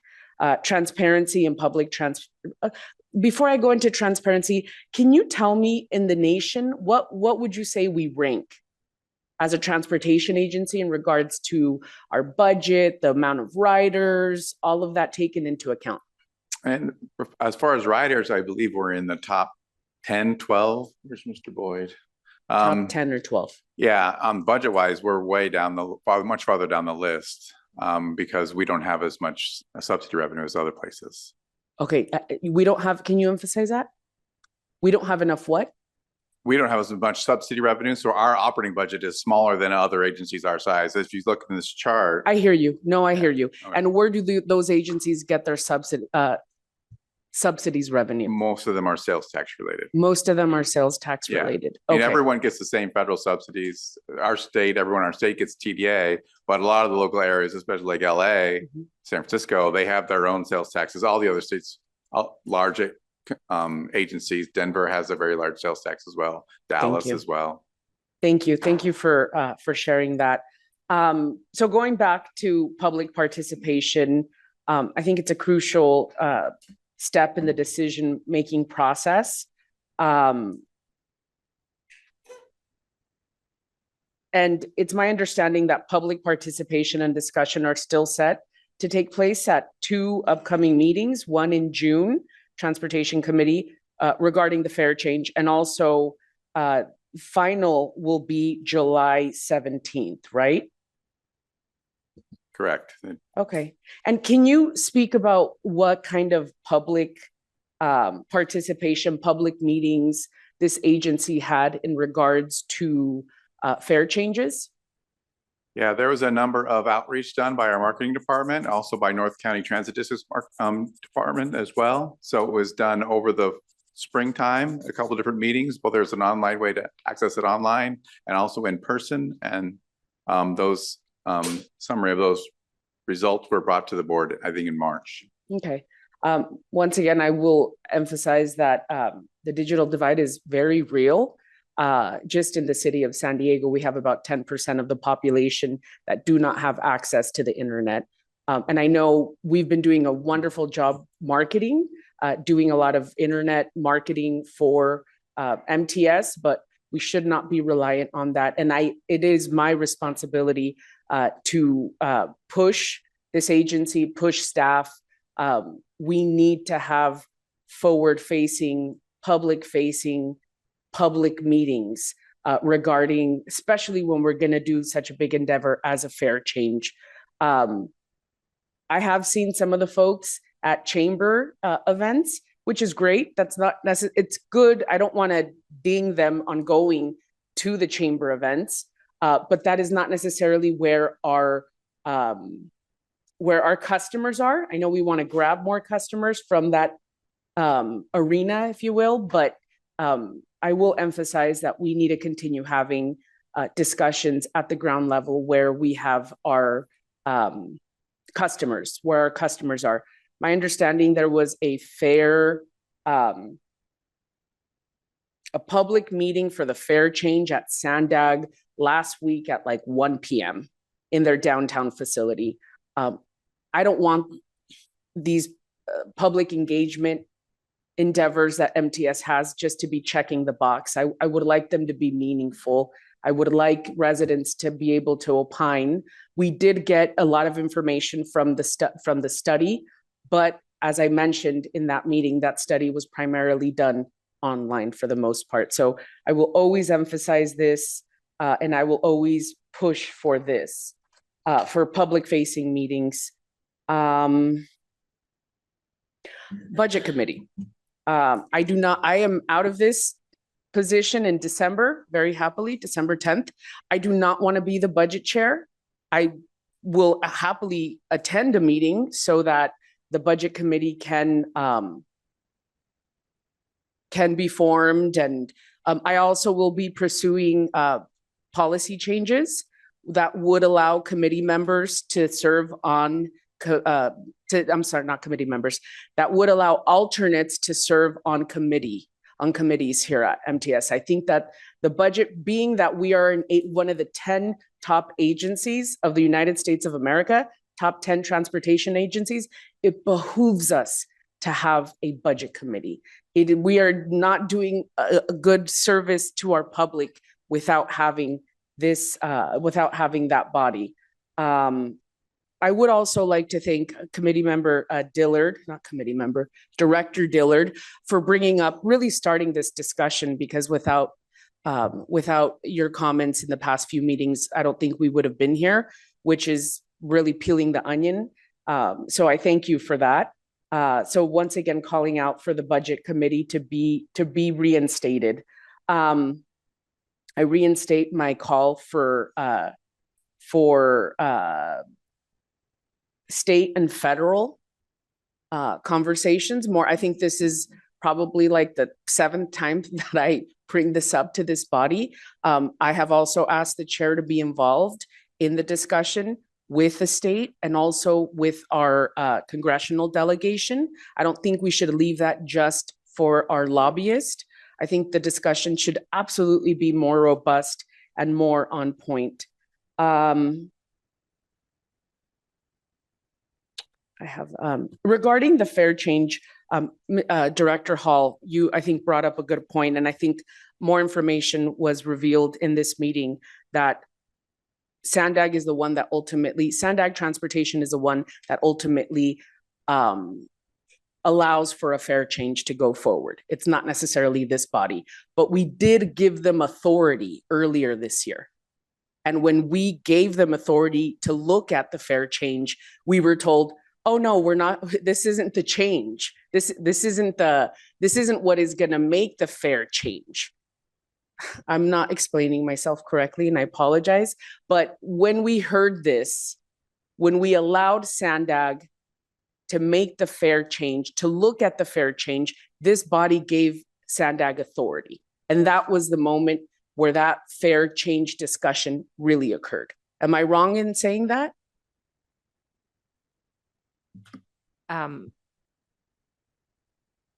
If I understand what you're trying to say is that we asked them back in February of 2025 to do a fair analysis, a fair study on our behalf. That is the moment that MTS lost. Well, I'm not gonna be so brazen and say we lost authority, but we allowed them the responsibility of looking into that. And whether we vote yes or no on the fair change here doesn't really matter. We're not voting yes or no on the fair change today. I'm not saying we are. I'm saying if this body were to say, no, we do not agree on the fair change, it doesn't matter because the ones that will ultimately decide is Transportation Committee. Is that correct? The transfer, yes. Okay, so we gave our authority up the moment that we allowed them to do the study. That's what I'm saying. And that's what I said in February. I welcome everybody to watch we allowed the process to begin for the fair change. Didn't we, I'm sorry, didn't we vote as a body? Could you turn on your microphone? I'm sorry to interrupt, but didn't we vote as a body to recommend the fair change? Yes, in May. In May, yeah. Okay, but that doesn't matter, right?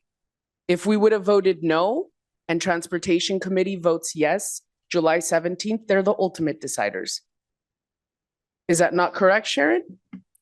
That it is correct that they own the regional fair ordinance. Gotcha. So when they vote for it, it will become the fair structure that we will comply with. Ultimately, they decide and we gave them authority in February by allowing the fair survey. I just want that to be out in the open somewhere so that in a few, so that we can go back to that. But I'm sorry if I can cut in, but my understanding is that, well, just because we gave them some authority to look at it in February 2025, I thought we still would have been obligated to send them an up or down vote on the fair ordinance. Is that not correct?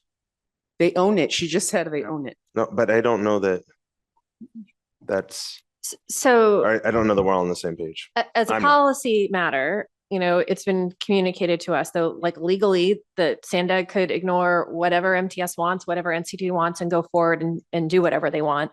But they have asked before their Transportation Committee takes up these issues, they want a vote from the MTS board and the NCT board of whether or not they're in favor of it. So legally, do they have to take that into consideration?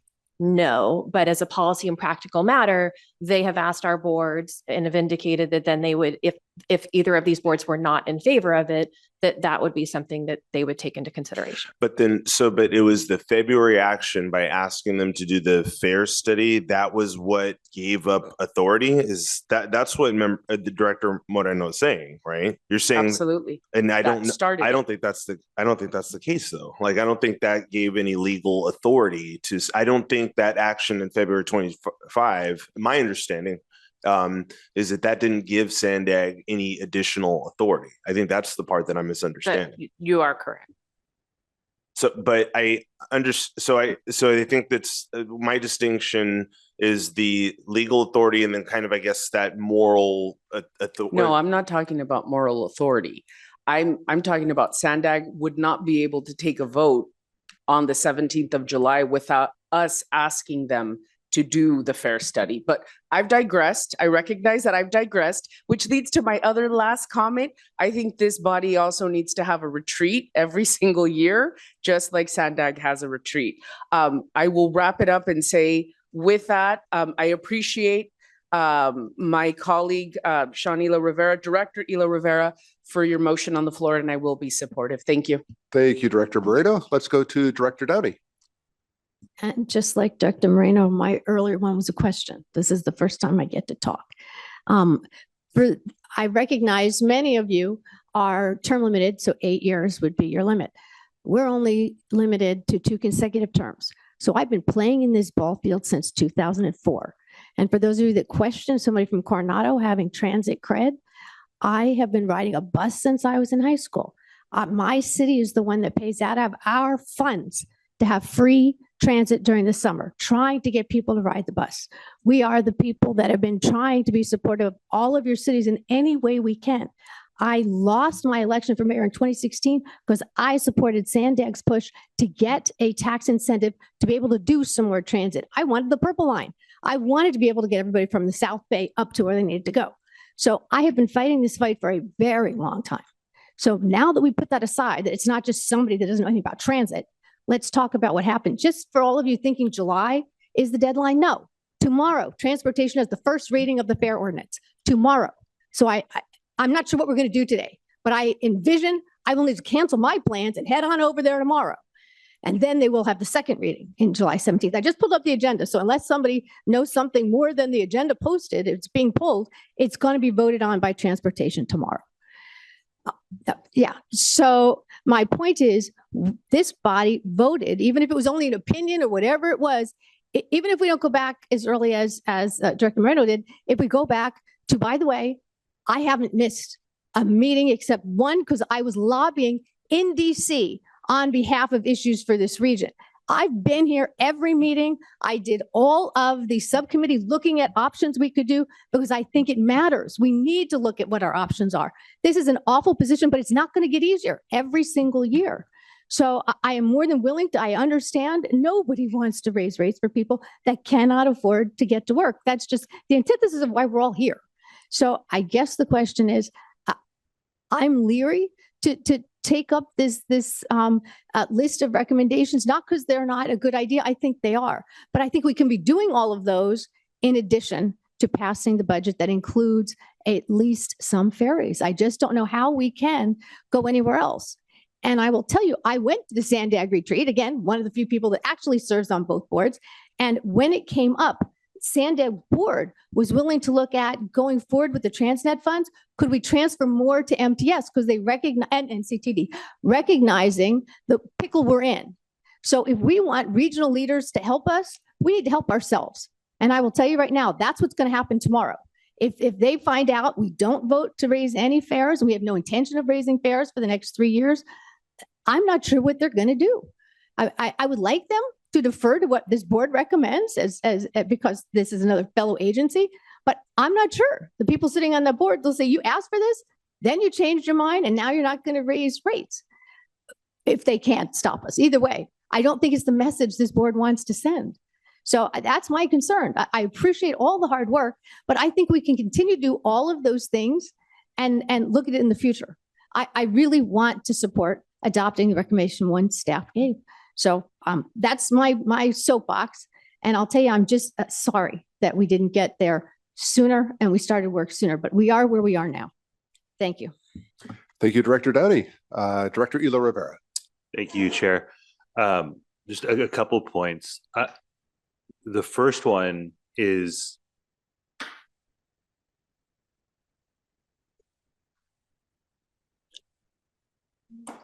I'm not going to risk that the fare increases hit before the protections have been provided. And we've had multiple members today and at various points throughout this process express frustration that recommendations, requests, and even some board actions that have been taken in the past were not acted with the urgency that we would have liked to have seen in order for us to be working with that additional non-fare revenue, additional policy changes that have been advocated for. So that's why it's important to me to adopt two. And this is partially a question. There's nothing preventing us from a mid-year budget adjustment in October that would then factor in fare increases, correct? Yes, correct. Okay. So I'll go on the record now. This program gets built, we've got a way for our most vulnerable riders to protect themselves. I'll approve a budget that includes a fare increase, because at that point, the people we are trying to protect will have been protected. What was that? No. No. What I'm saying is that when we get into the mid-year, the program has been created. We've got folks in it. At that point, then let's do a mid-year budget adjustment and budget with the increased fares. But what I'm not willing to do is factor that in now and hope that that protection comes for folks who are having the very, very fragile safety net that is keeping them from falling through the cracks, shredded at the federal level. I think we have a responsibility to stitch that up every way we can here at the local level. We're seeing the county do that in their way. I think this is a way for MTS to assist in that effort. And that's why I've structured this the way that I have. But again, we get this thing done, bring a mid-year adjustment, and you all have my commitment that I would support a budget with a fare increase at that time. But I'm not doing it before then. Can I just clarify, just to make, so as it relates to version 1 or version 2 of the budget, that really is just what are the assumptions that are going into it. So the first one is making the assumption, oh, it looks likely this fare change is going to go into effect. So we're going to assume starting in October, we'll receive that revenue. That assumption could be wrong because Sandag could not pass the fare change. And so we then at mid-year or sometime earlier would be like, hey, we're not getting as much revenue from passenger fare revenue as we thought. So we're going to have to pull more money from the SB 125 reserves to make it through the year. Yep. And that we would have enough time to do that at the normal mid-year time. But if we wanted to do it earlier, we could. The converse side of version 2 is, I guess, the more conservative assumption of I don't want to assume that we're going to get that revenue unless and until Sandag takes that action. So I think it's both, Karen. That's why I said it that way. It's actually both. It's not budgeting for revenue that has not been approved yet by the body that has to approve it, and it's the protection piece. It's both of those things at once, because I actually do think it's more responsible budgeting to do that. I understand that everything's based on projections, but it's one thing to project based on the data that we have for ridership and all the modeling that's done there. It's another thing to factor in revenue that has to be approved by a different agency and has yet to be approved by that agency. The last thing I will say at that point, if this doesn't pass, I'm going to be at Sandag opposing the fare increase because I don't think our vulnerable riders are going to be protected well enough. If this passes, I'm not going to do that because I will believe that they're going to be protected. So, that's not a threat. It's just like I've tried to be as consistent as possible throughout this process. There are certain folks that I'm trying to protect here. The fare increase is a threat to them, but for the creation of a program to protect them. So I can either go to Sandag and fight the fare increase because I feel like I need to protect them, or I can support the fare increase because I know that we're doing the work at MTS to protect those folks from being vulnerable. Chair, if I may jump in I'm as a good either person, as a person who seconded this motion, I just want to clarify something too. I think there's a third point here too. So we need to Vice Chair Gold's point. So number 2 is my priority in all of this. So we aren't having technically a discussion about the fare ordinance. We as a board already decided on the fare ordinance, sent a recommendation. So that's not really what we're talking about. What we're talking about is the budget projections. And I think it's better that if we move forward with number 2, then the creating a fare freeze program for vulnerable riders, then that is going to change the budget and the assumptions of revenue for the fare increase for number 1. That will absolutely change it. So it almost like it's better, it's safer to go with that conservative line. Set the politics aside and being for or against to member Elo Rivera's point, director, I respect that, your position on that. I think though that for me, this is more a discussion of being more responsible, if you will, with our budget numbers. So with number 2, staff will have some time, and we have to approve this budget officially at our next board of directors meeting next week, right? So that gives staff, our very talented budget team staff, to look at the ridership, projecting how many are low income, how many I'm sure working with the county where that there's projections, some refined numbers we can make, and then we still have until when after Sandag, that's another factor that we already discussed, if Sandag approves this. So once they approve this, then we can look at this fair freeze program, and then we can come back with a mid-year with refined numbers. So to me, this is not a discussion about the fair ordinance. The board as a policy already made that choice about the fair ordinance. This is about if we want to create a program to help our vulnerable residents. So item 2 up here in the motion, we will not have time to figure out what the universe or cost would be for that program. So what we would do is we immediately start to figure out what that program could look like. And if the county does have information, I doubt they have information related to who has a Pronto card currently or anything like that. I doubt they'd be able to cross-reference that, and certainly not by next week. I don't want to commit Sharon staff to that, but I think staff should start the work on that. And if there's some high level estimates that can be refined, so even if it's just one step, even if it's just some type of high level estimate, I'm okay with that, because the further refinements will come later, because we need to get that data and make sure it's accurate for the assumptions and the projections. So staff, I would ask that if staff starts work on something, and not just how this program would be implemented, but starting work on what the projection is. And if we don't have a perfect number, if we don't have a refined number by next week, given how quick it's coming, I'm good with that. But I think the refined number will come if Sandag approves it, and we should already be doing the work if this moves forward. Our staff should already be doing the work, budget work for that, and preparing that, so that if Sandag passes the fair ordinance, then we can work on the mid-year adjustment with this program and a refined number of what the ridership impact would be and what the revenue reduction could be with this. So we can commit to a refinement in time to have it in the mid-year budget adjustment, whether Yes. we do that in October or. We have.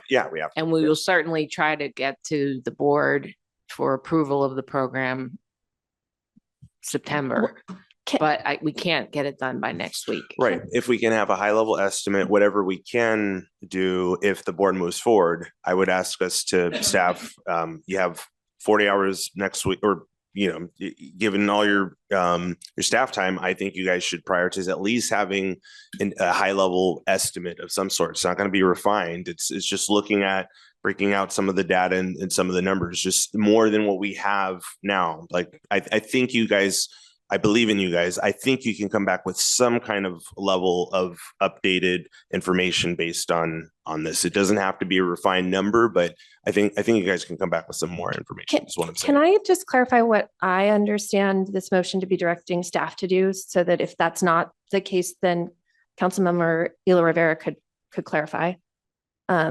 Because number 1 would be the budget that we bring back to the board for approval. So today you're not approving a budget. It would be what would go on the board. But number 2 is an independent direction to staff. It's not something that would come back to the board next week. This is telling staff to develop and implement a fair freeze program. So we would have the board, this is a board meeting, we might call it a workshop, but it is a board meeting. And so if you vote on that, then the board would be telling staff and authorizing staff to develop the program and implement it. I've given the caveat of, if the Sandag doesn't make those changes, then I'm not sure we have the authority. And so those would be things I'd bring back, of like things we need to consider, but also if they don't make the changes, then the need for this program may not be there. But independent, you would be telling us today, go develop and implement this fair fees program. Now, we obviously would flush that out and come back to you with reports of this is what you told us to do. This is how we frame the program. This is what the costs are going to be. This is the implementation.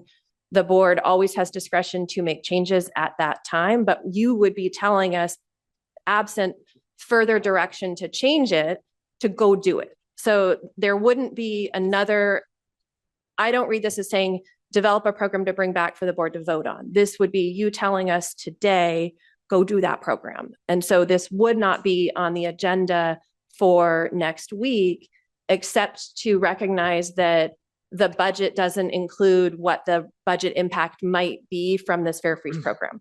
And so that would be something that we would flush out either at the mid-year adjustment or at an earlier budget adjustment once we know the fair change and have done the pricing. So Kara, for me as a seconder of the motion, Director Mendoza, who has been waiting patiently on the lights for a long time. So let's go to Director Mendoza, and then we'll continue. And that is my understanding, Karen, by the way. Thank you. Okay. I don't want to interrupt kind of the train of thought that we've got going here, but just very briefly, I did want to say, like Director Downey, I was kind of inclined towards version 1. But now I do like what Director Elo Rivera has proposed, and I am prepared to support the motion. And I don't think it's going to send the wrong message to Sandag. And 3 of us are on the transportation committee here in this meeting. So we're by no means the majority. And I also agree with your point that a fair freeze program, I think allays a lot of the fears that we have with raising fares for our most vulnerable riders in our low income communities. And also I do, at first I was like, oh, I really don't want to go to another meeting. On this, I've been just so, we have just discussed this so much. And I was at the Tuesday meeting at Sandag, receiving comments from the public on this. I think we had about 25 people come to Sandag. I don't know how many went to the meeting in San Marcos, but and then I've got the 2 meetings tomorrow and another meet. We got another meeting next week. But I did really appreciate seeing the 2 budget proposed, version 1 and version 2, the whole budgets compared to each other and how this is going to affect us next year and in the years to come. So I think that wraps up my comments. So thank you. Thank you, Director Mendoza. Vice Chair Goebel. Thank you, Chair. I'm going to be the not supporting the motion because there's just too many. It says to develop and implement the program. I don't have enough details on how long this program would last, how many people it will cover, what would be the impact on the budget. If it would be to develop and investigate and come back, that would be a different thing. Also, perhaps the county might have some funds to backstop this gap that we're being asked to absorb this budget loss for people who are assisted by the county. Perhaps the county could, for a year or 2, backstop that loss until they get to a potential ballot measure. So fortunately, because of the unknowns and the impact for me, I can't support the motion as written. Thank you, Vice Chair Goebel. Director Elo Rivera. Thank you. And I know I've had spoke a few times here.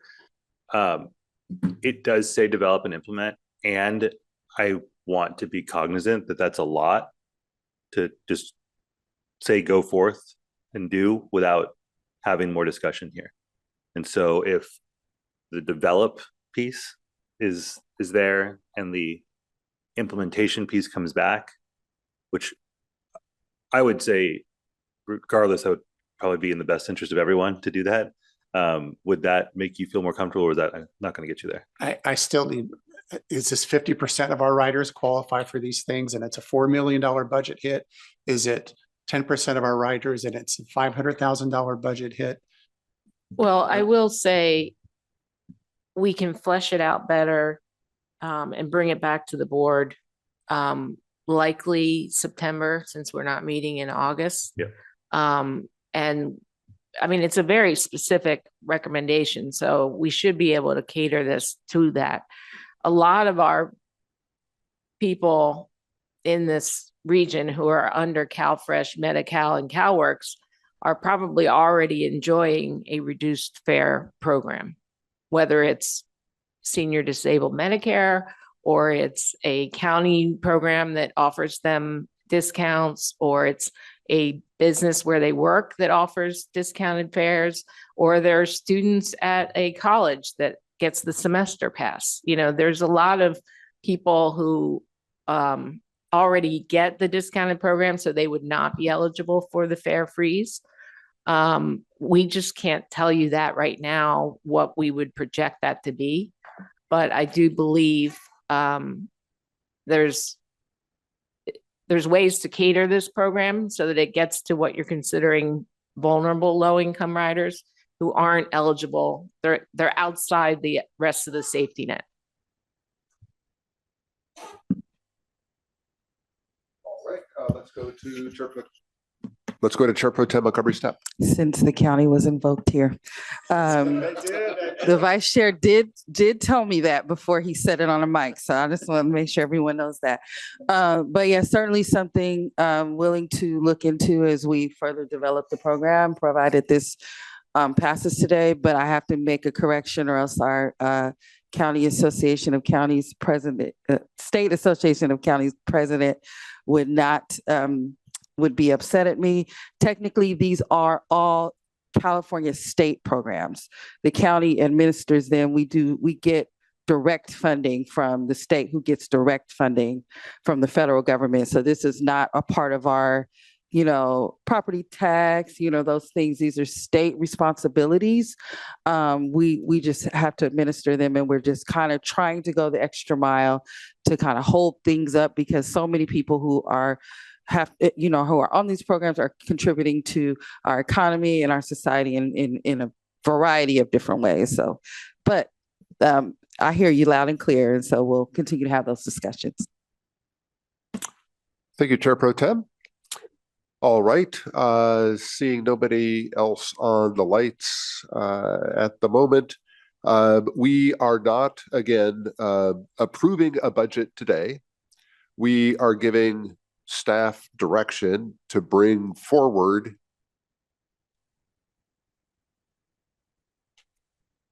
this recommendation. If this is what passes, we are giving staff direction to bring forward that recommendation to our board meeting next week. I will speak for myself.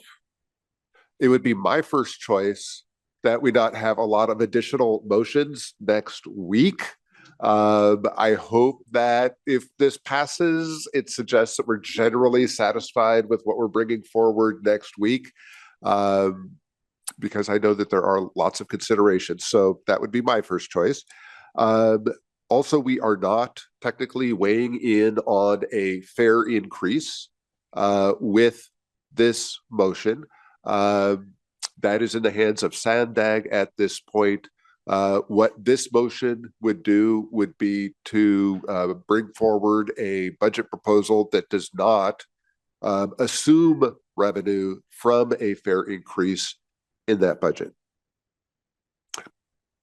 Should a fare increase pass Sandag, we would build that back in down the road. Let me ask staff. It sounds like you feel you have clear enough direction on item 2 about the fare freeze program. I would ask that it do come back to the board in September And if there are major considerations that you find yourself weighing among in the process of this, if you would let the board know what those are in case there are things that would be within the purview of the board to choose. But that way the board can see what you've done and approve it or adjust. Do you feel like you have the clear direction on item 3? Yes, that's. Yep. Okay. All right. Does everybody understand the motion that's in front of us? Everybody clear on what we're doing here, clear on the motion? Everybody ready to take a vote? Yes, and if I may, Chair, to Director Downey's point, I actually think with this that there is increase, because I do hear what you're saying about your concerns about mixed messaging that our board is sending to Sandag. I think it's clear with this, there is actually more support for a fair increase. It's just we have a program attached to it. So for me, if I could go back and change my vote, I would go back and change my vote with this now. So that would be more increase for the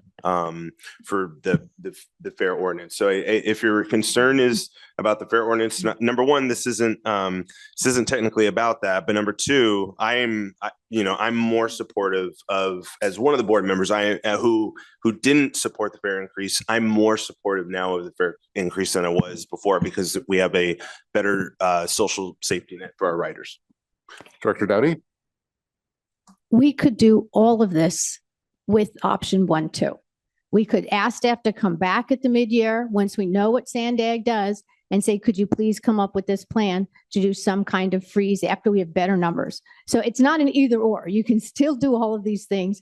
But one is we have a consistent vote with the vote we took in May that we asked Sandag to do. So I'm sorry, I do think voting on alternative 2 is not as consistent as if we went alternative 1. And then I agree, I like the idea. But as Sharon pointed out, I went and looked at the numbers. When you see all the different programs we have right now for discounted rates, I don't know how many more people we're going to pick up.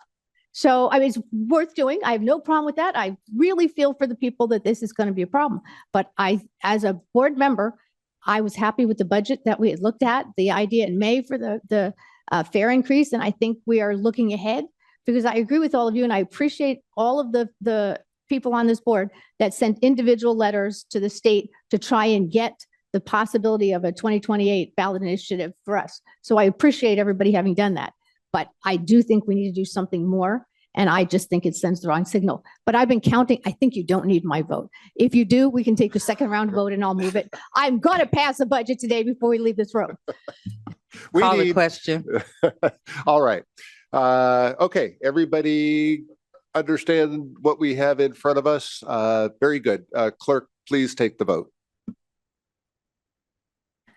Members, please make the selections on your tablets.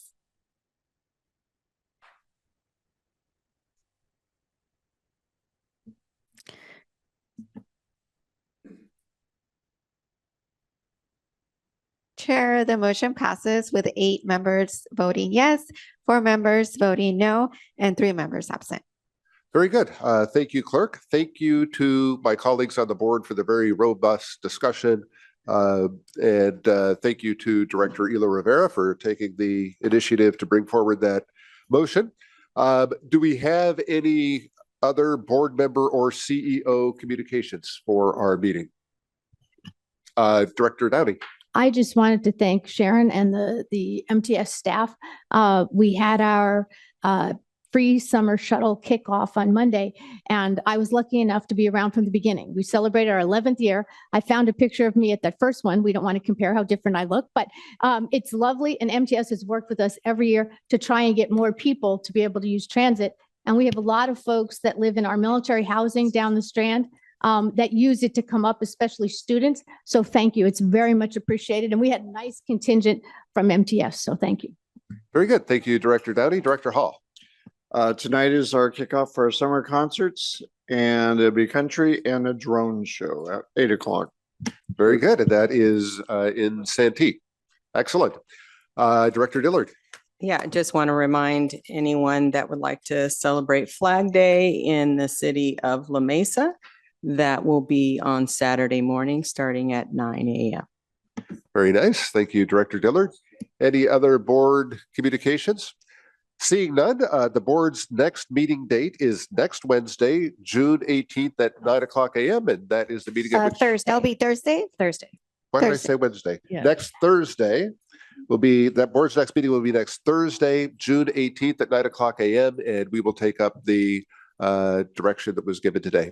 Thank you, everybody. This meeting is adjourned.